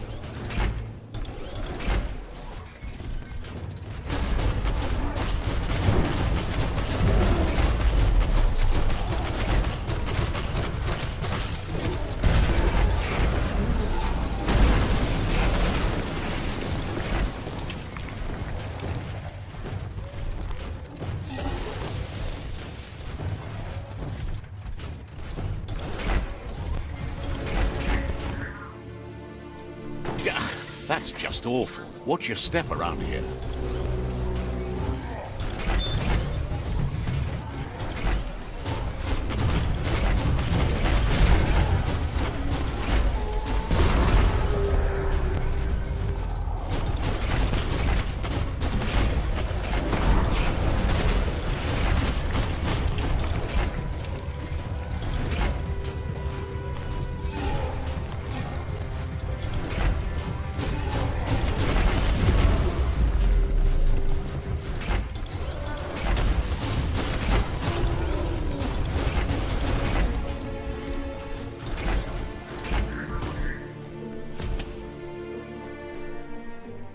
Once the volatilization from the nuclear waste evaporated, a volatile gas rose through the soil and infested structures, even Toxanol's own buildings. So, in a way, they caused their own death.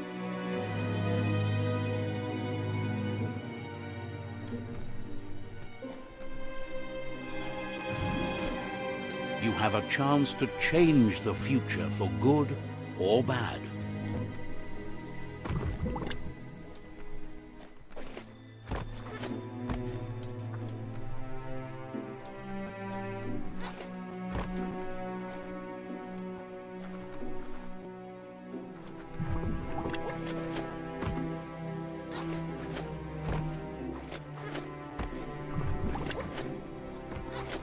Oh, idea. Go knock the lid off that sludge truck. It'll fill the place up and you can get up to that entrance there.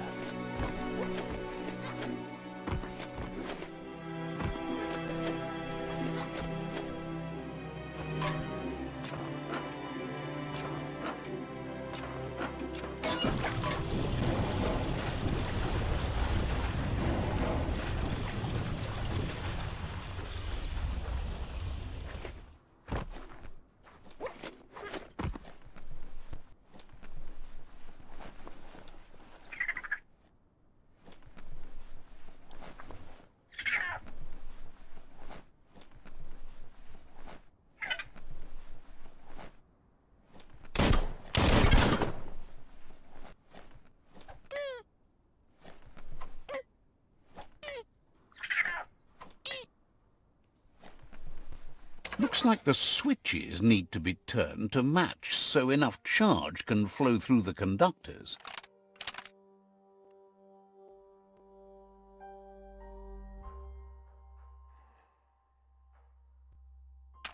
Just a few moves left. Make them count.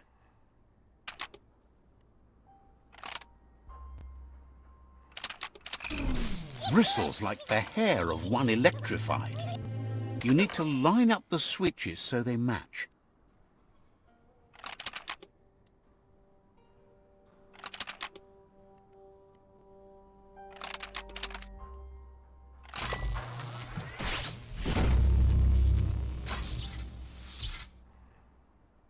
Good. That's enough electric current to initiate the actuators and activate the framework.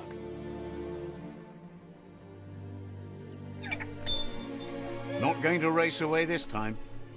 You sure know how to hold a gun.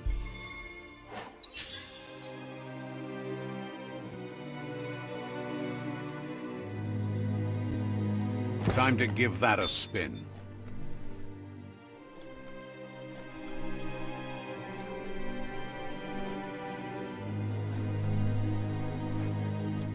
Doesn't look...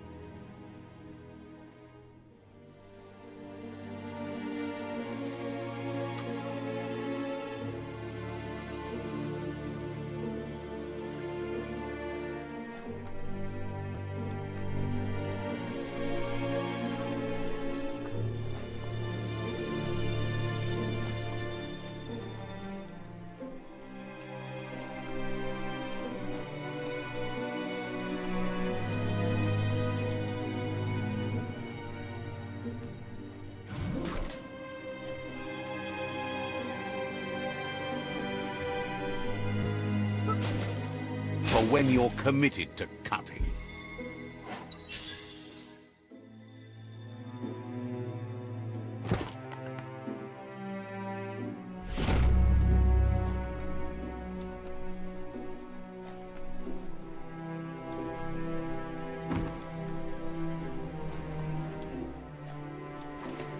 You might never want to leave the Mekton behind.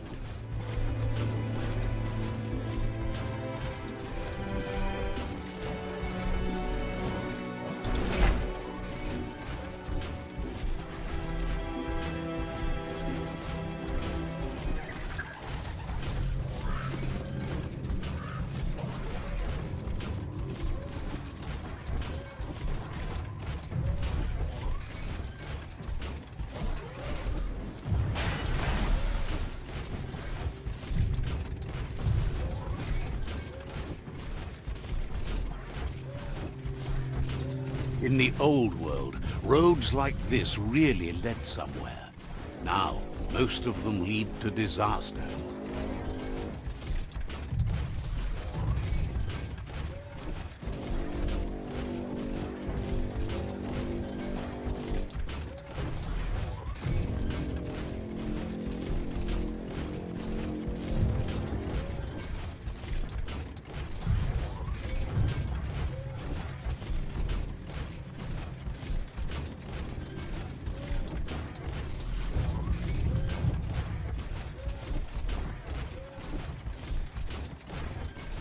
Some places a Mekton just can't go.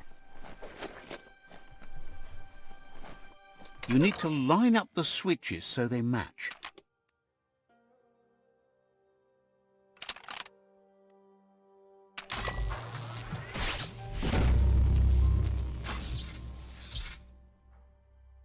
Good. That's enough electric current to initiate the actuators and activate the framework.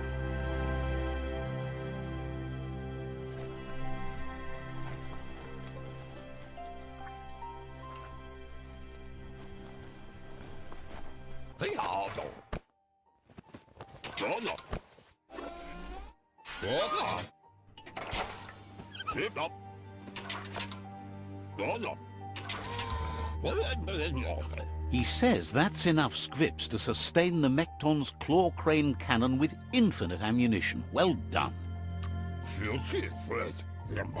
That's the special weapon he made to store the scripts in the Mekton. It will be strong enough to launch them at the Jumbo Puff.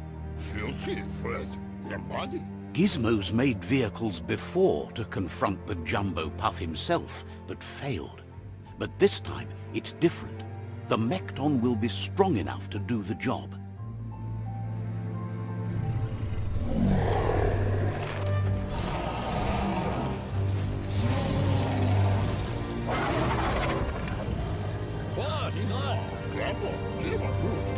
It's time to put a stop to the World Eater now, otherwise he fears the damage it's caused to the tree.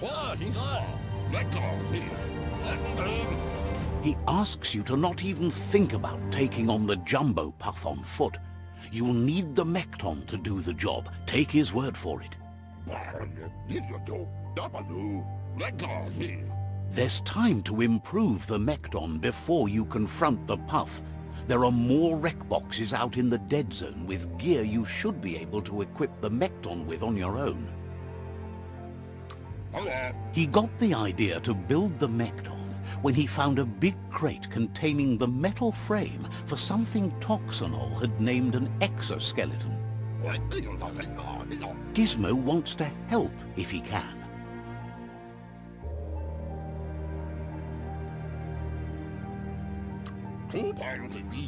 But hope isn't lost. Yet. You must have felt a special energy when you first met the Myriad tribe.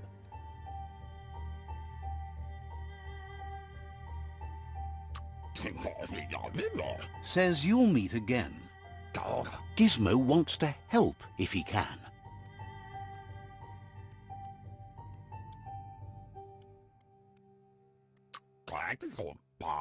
You need to help Gizmo defeat the Jumbo Puff before it destroys the West Route. Says you should hunt for Wiz in the Surf Search Factory.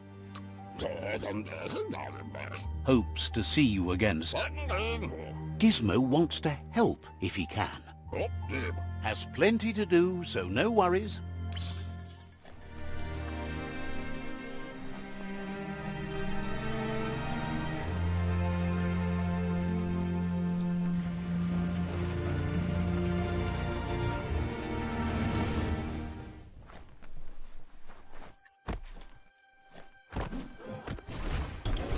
It's a new day to you. Might as well enjoy it.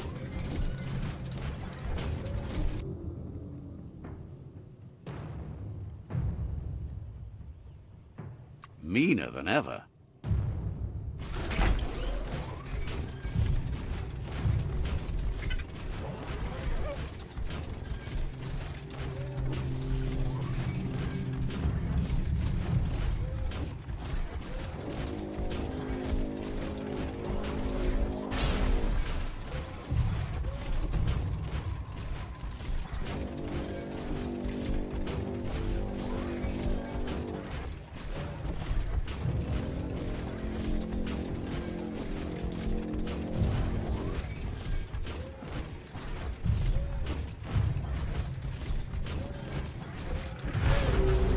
Imagine that. You could just go to a place like this to get a proper meal back in the old world.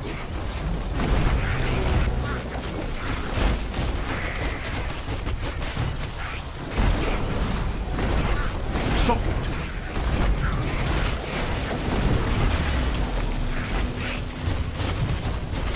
Crack-a-doodle.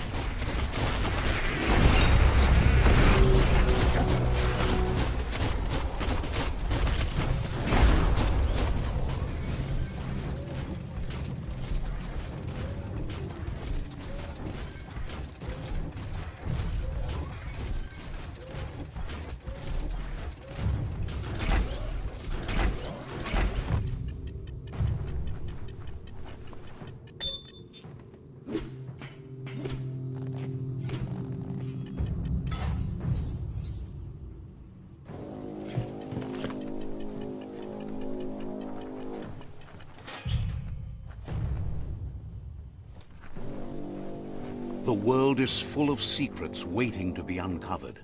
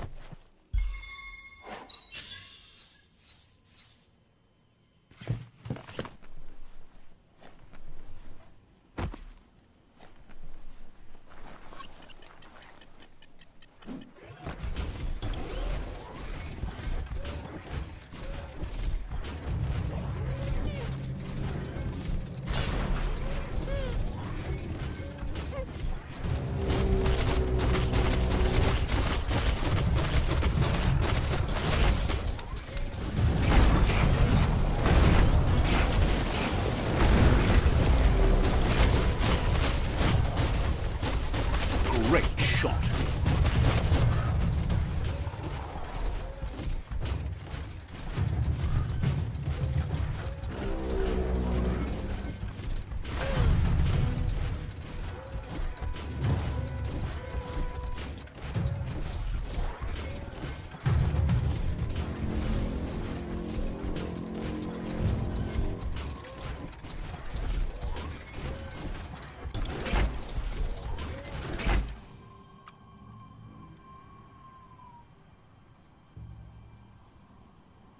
Hardened.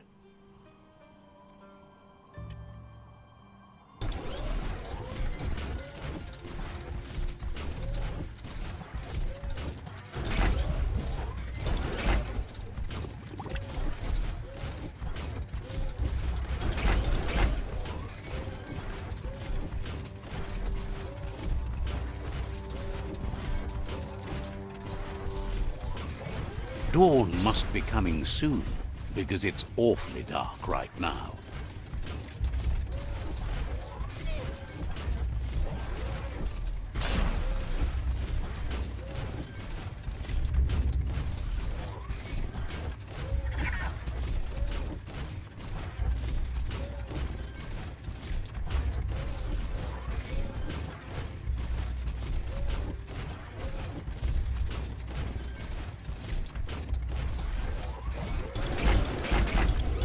Time to do it on your own.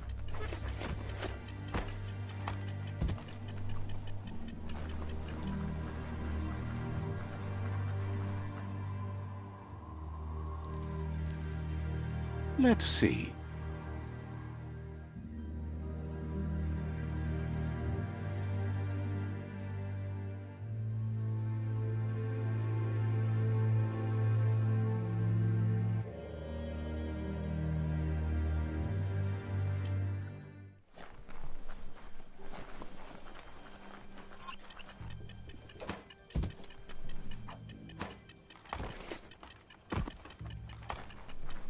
Now, this is the way to travel.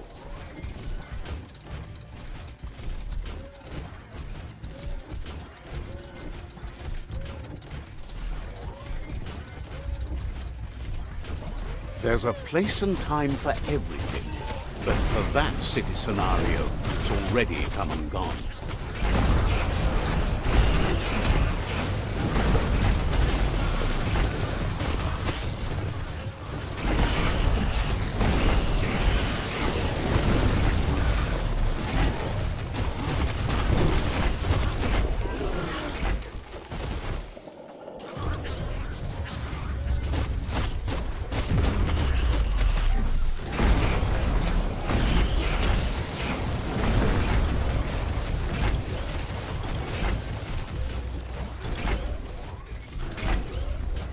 Stories only survive if someone is listening, so pay attention.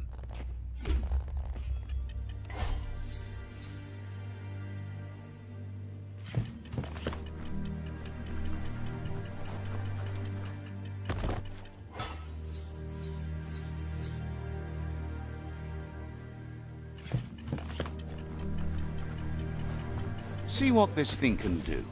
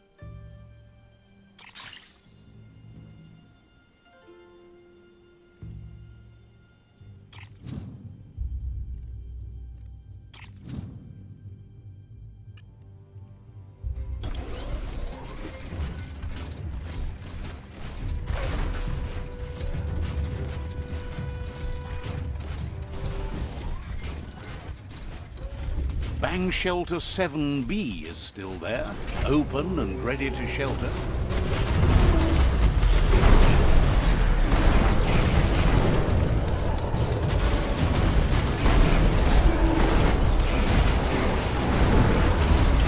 Shot through.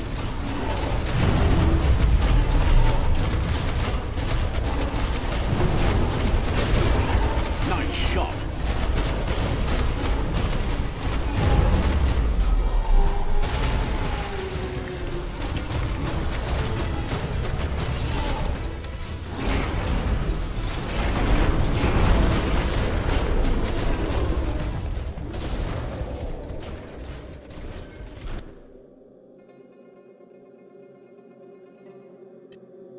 Move it before you get your ticket punched.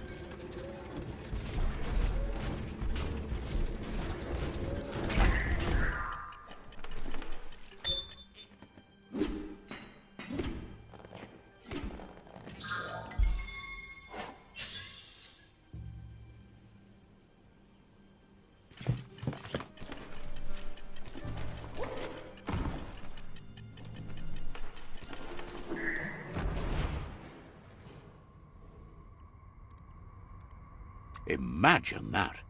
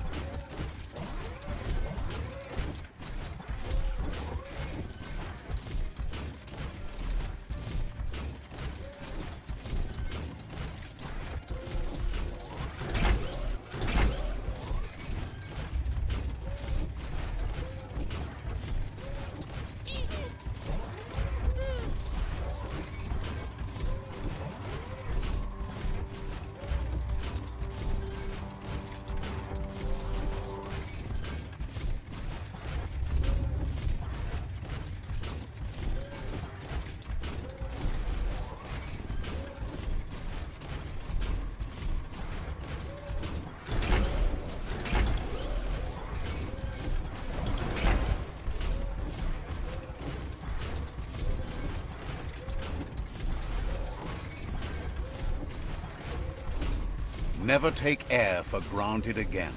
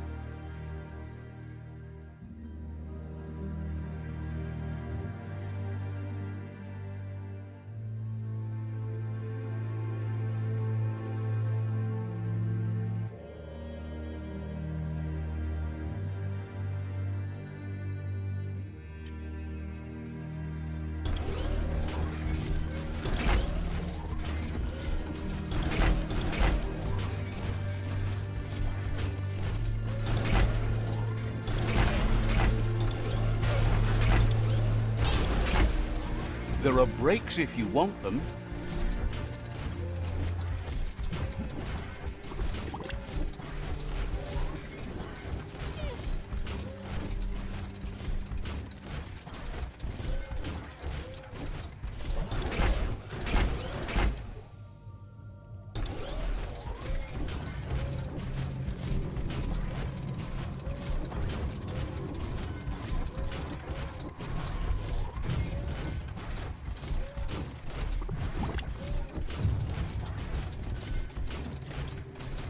A hero has to stand on its own.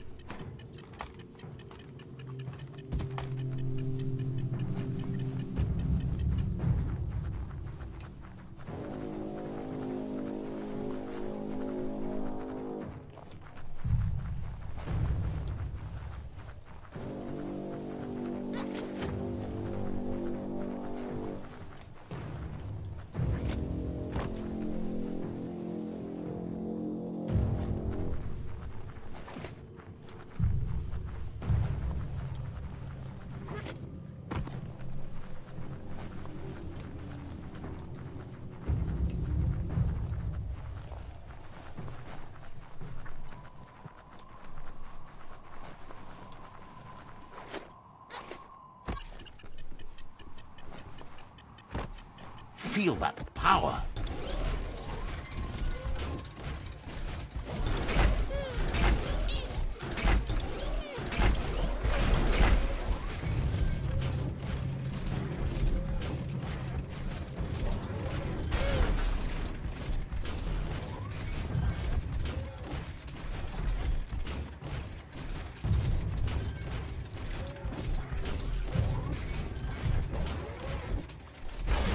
You made it through another long night.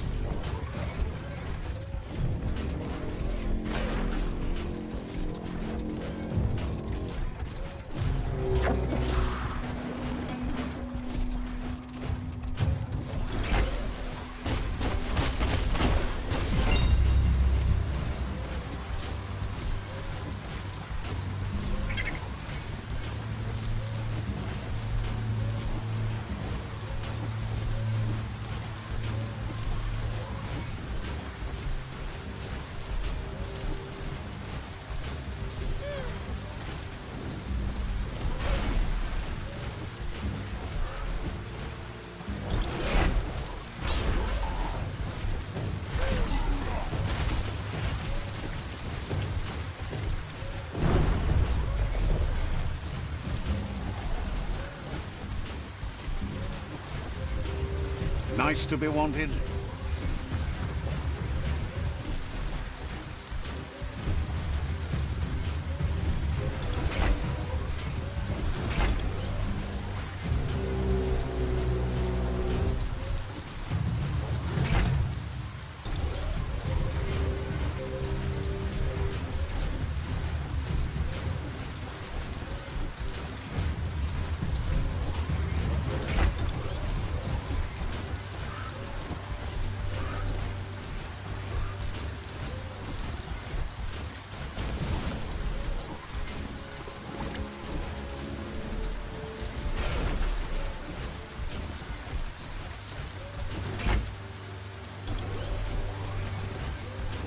Did you just see a fish flop by?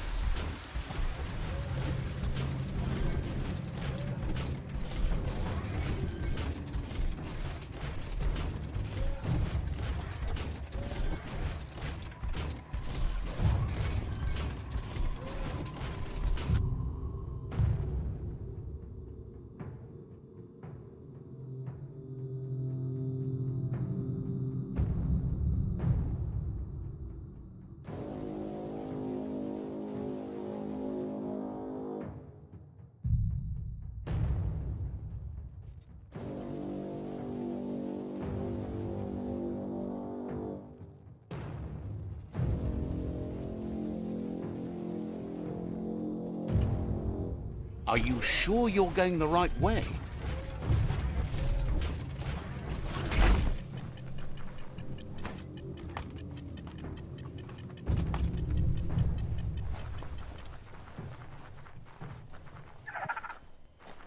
Let's see.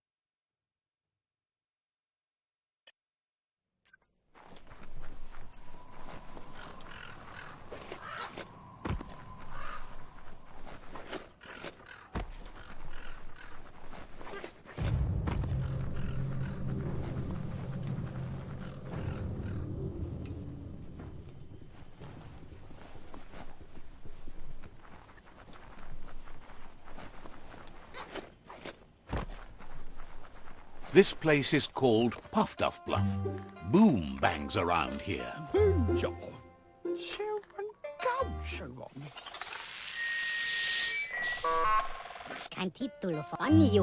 This little fellow feels the world's on the edge of blowing itself up. He feels it's inspiring to see someone out there still banging away at it. Claims it's easier to make green by selling bullets than using them. Thinks you've built yourself up into a walking arsenal. He can't wait to see what you do with all that gunpowder. Save the world or help it go kaboom! Says that even boom makers can do some good if they make the right things explode. Just think about the tinks you can destroy with earth-shattering kabooms. What happens next depends on what you blow up. Says that life's kind of like a fuse. Sometimes it does just what you expect, and other times it catches you by surprise. Be careful with what you light up. Wonders what you would do to put that bang back in the bomb. When a kaboom hits the world that hard for that long, there's nothing left but a glow in the crater. Wonders why you put so much work into making things safer. He used to shoot birds with the Jagni. They're a good bunch to fall in with. Figures maybe you jumped. Either way, you'd make a good match. But enough about you. Says his Muma Grandiosa taught him the secret source of making ammunition. And now that there's an endless need for bangs, business is booming. He was born during the baby boom back in the days, and he was so interested in the family business, he even got nicknamed Boom.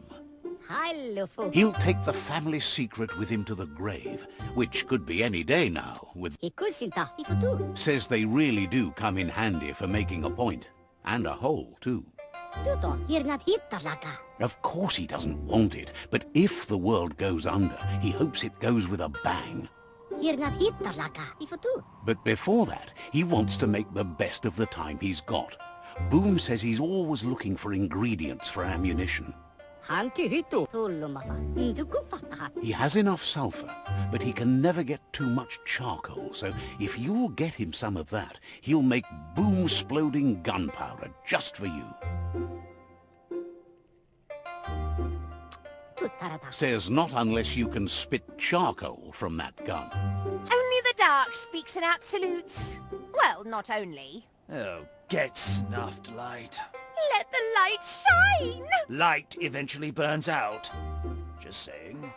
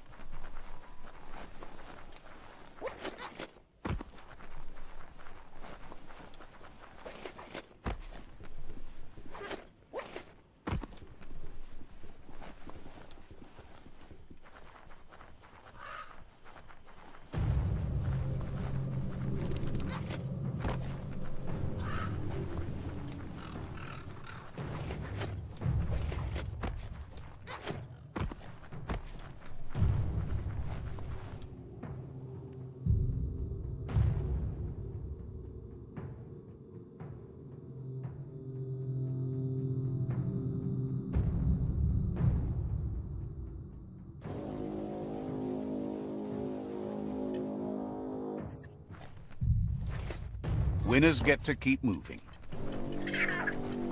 Put one robot foot in front of the other.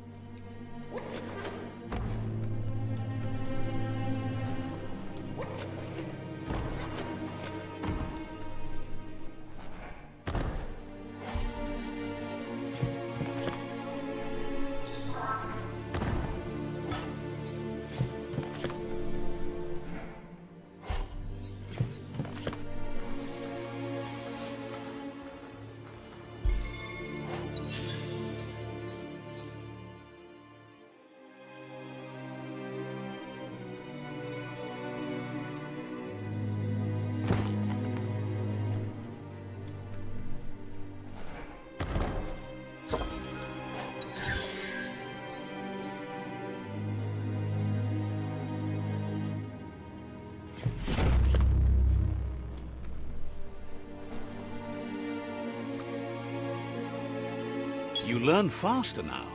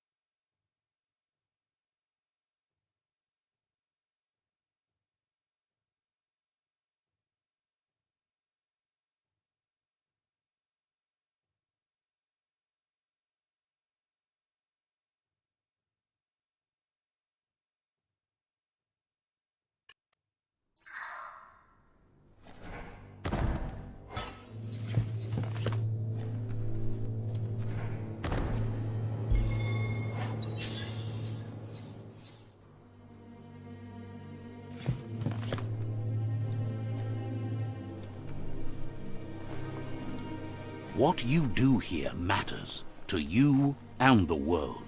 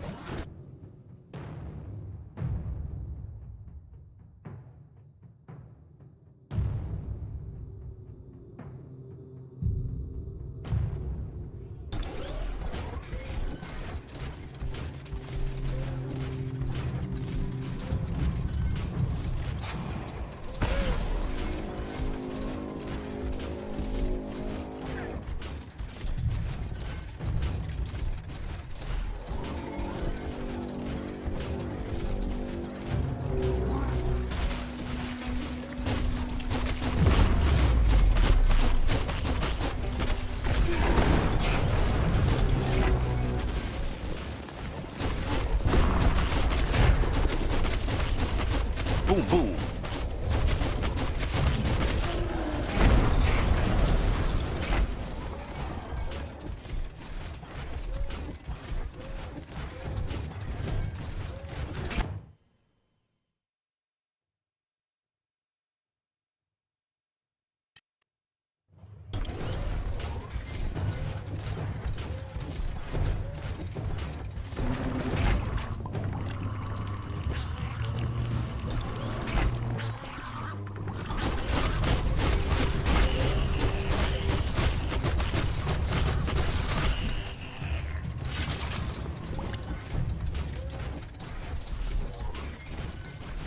You can always danger ditch, right?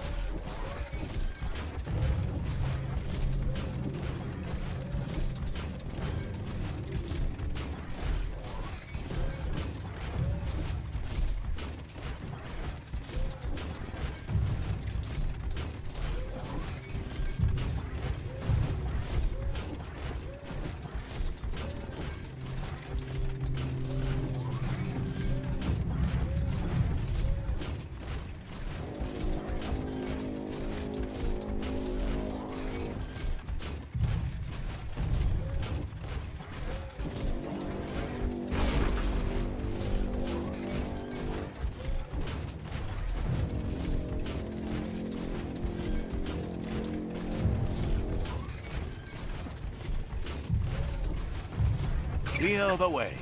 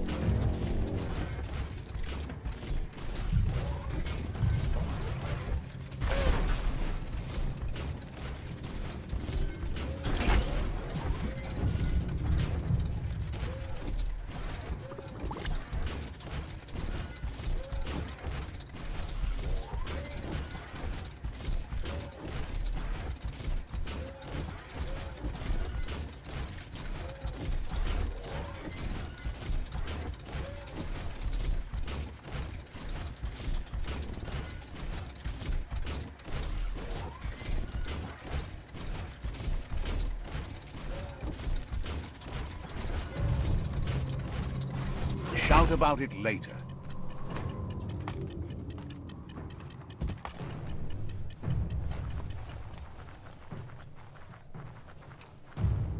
Let's see.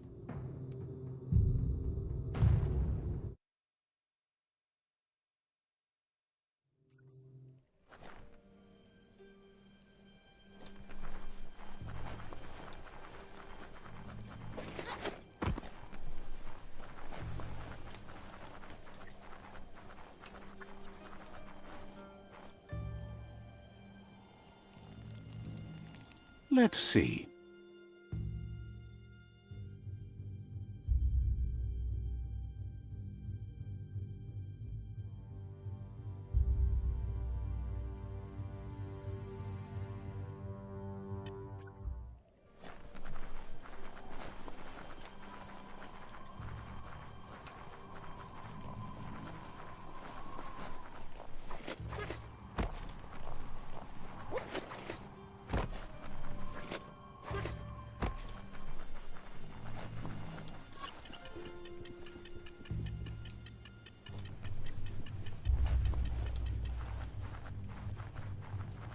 Let's see.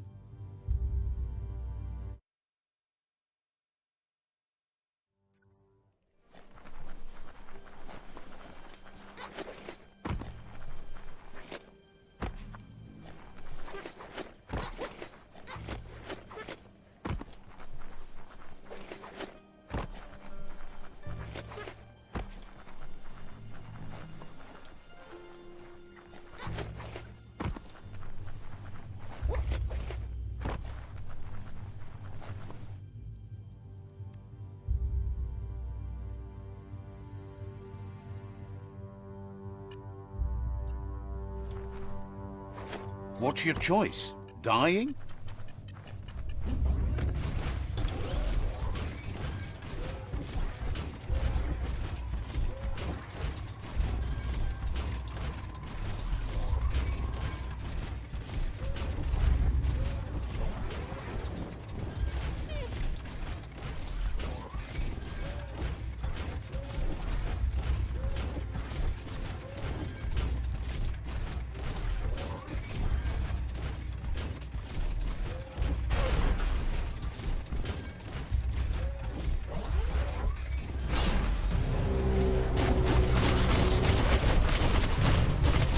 Dead on.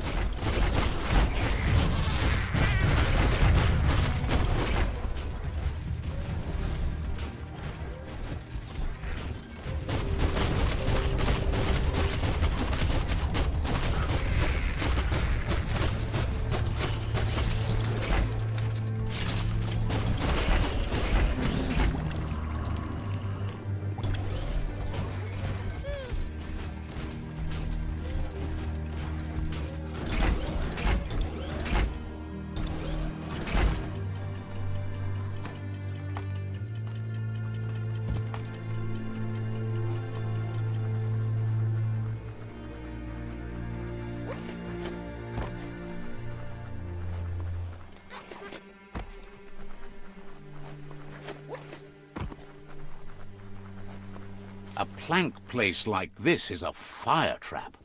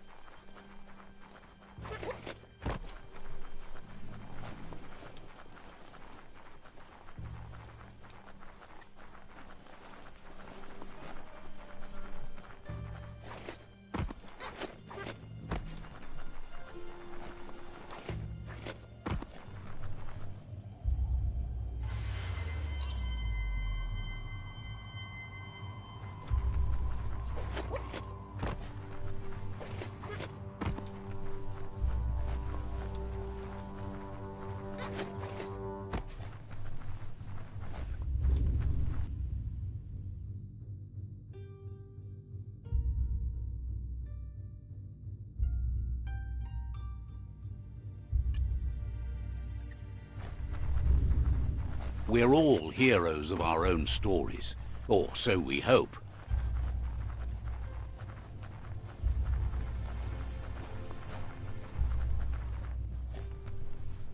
Looks like wholesome. A tidy little cave.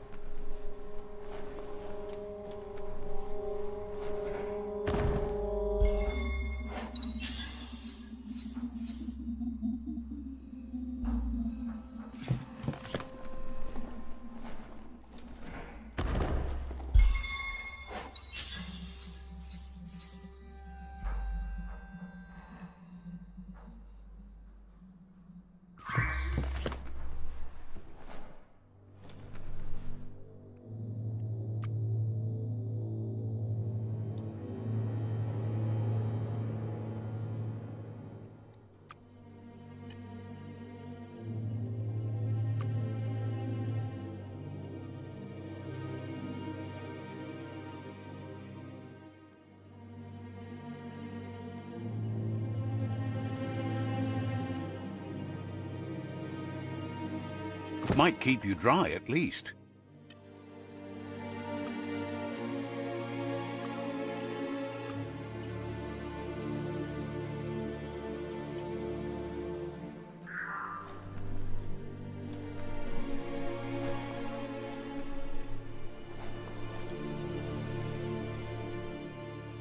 It's a bit less black out there.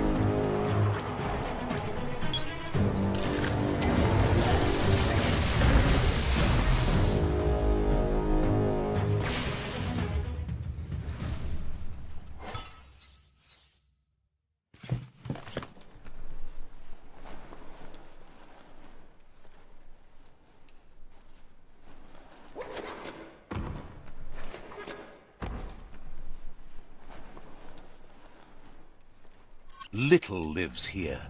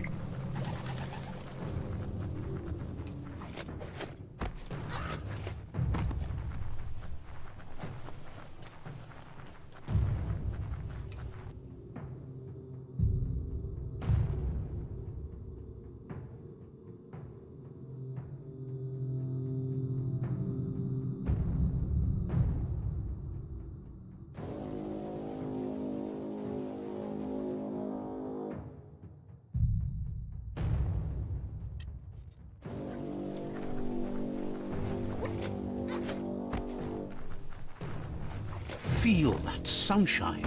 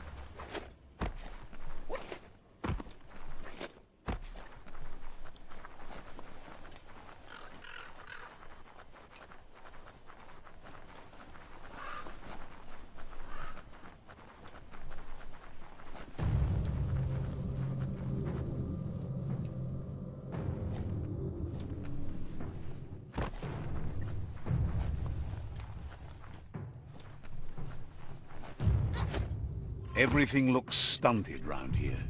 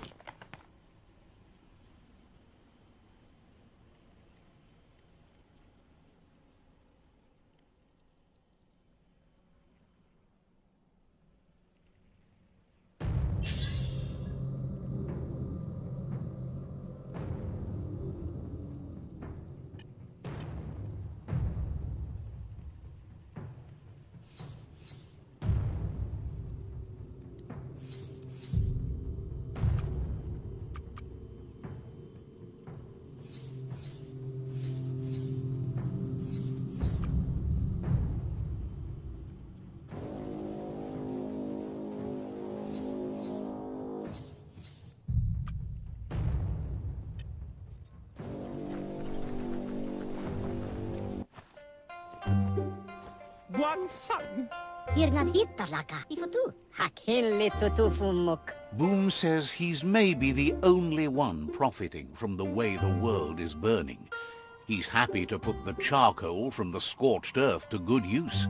Hagi, avrigov pitunku. Boom says his speciality is homemade saltpeter, which he makes from a dung mix his friend Moog makes for him.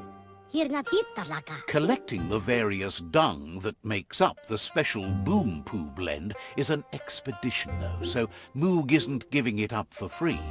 Paniyoko katahalitinto. Ndukufataha. However, you shouldn't need to part with too much green to buy the brown from Moog for him. Boom promises he'll make it worthwhile.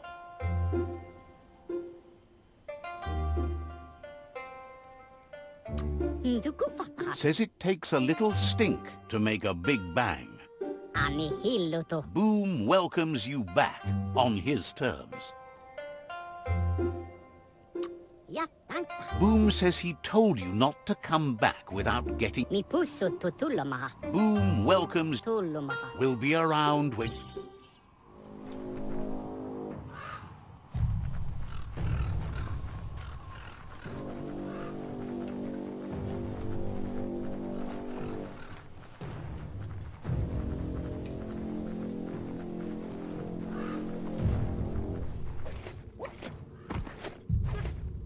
The air is so dry.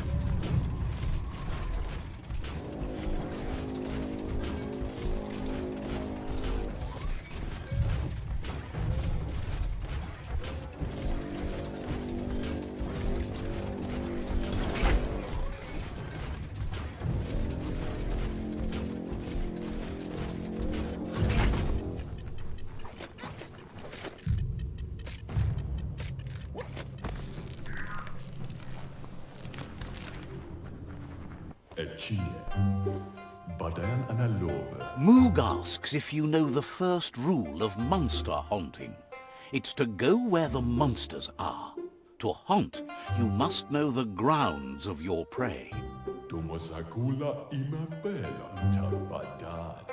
Few monsters warrant the fear we have for them, and you don't look like someone that's easily scared. You could help him out. Start with one monster and take it from there. Spot its tracks and report back. Also, bring back any poo you find. His friend Boom has a nose, and a use for that. Says you're right. You gotta catch 'em all. The light shines on. Yes, break it in half. Crack that light. It's just a break, a short pause. A break, as in broken. This can be fixed.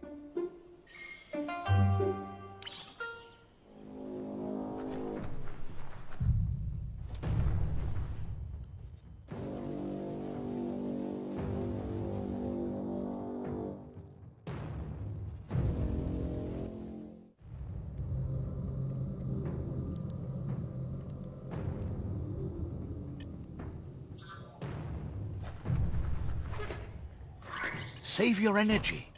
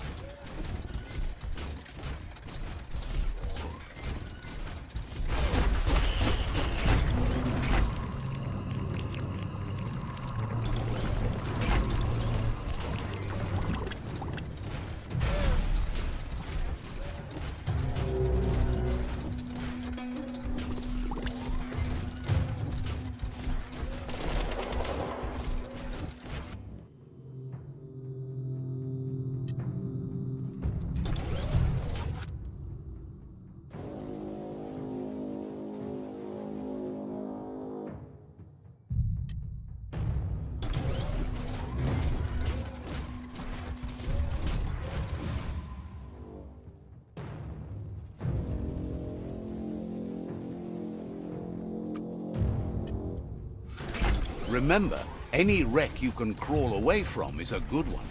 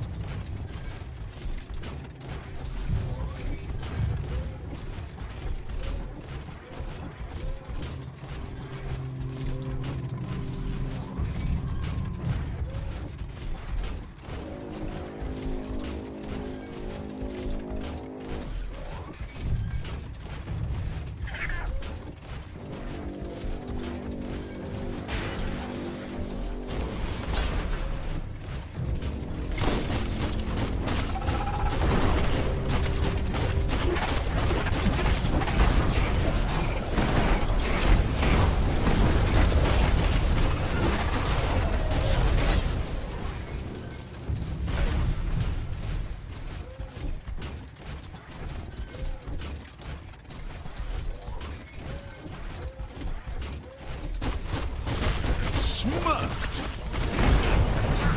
Knock them flat.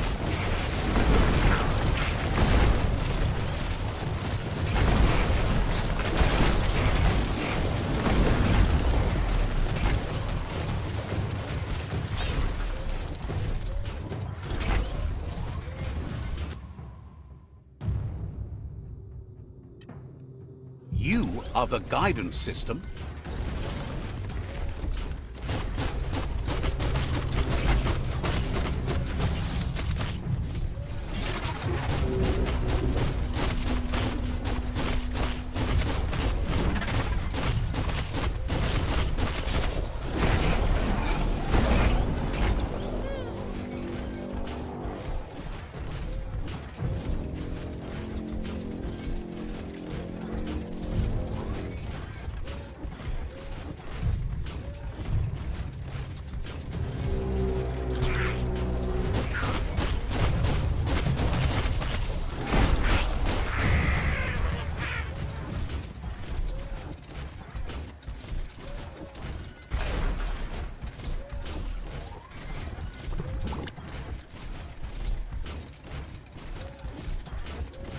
Bang shelters are usually few and far between, but not around here.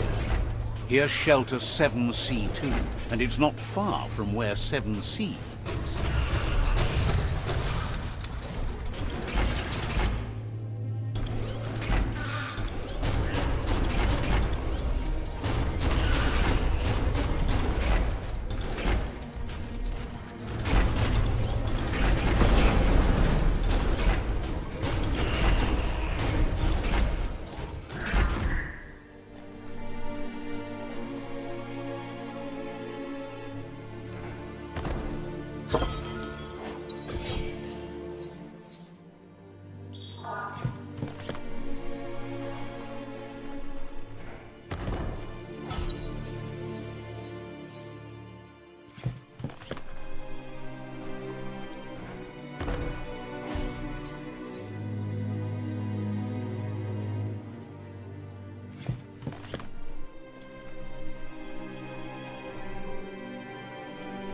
You need to believe how serious this is if you want to have any effect on it.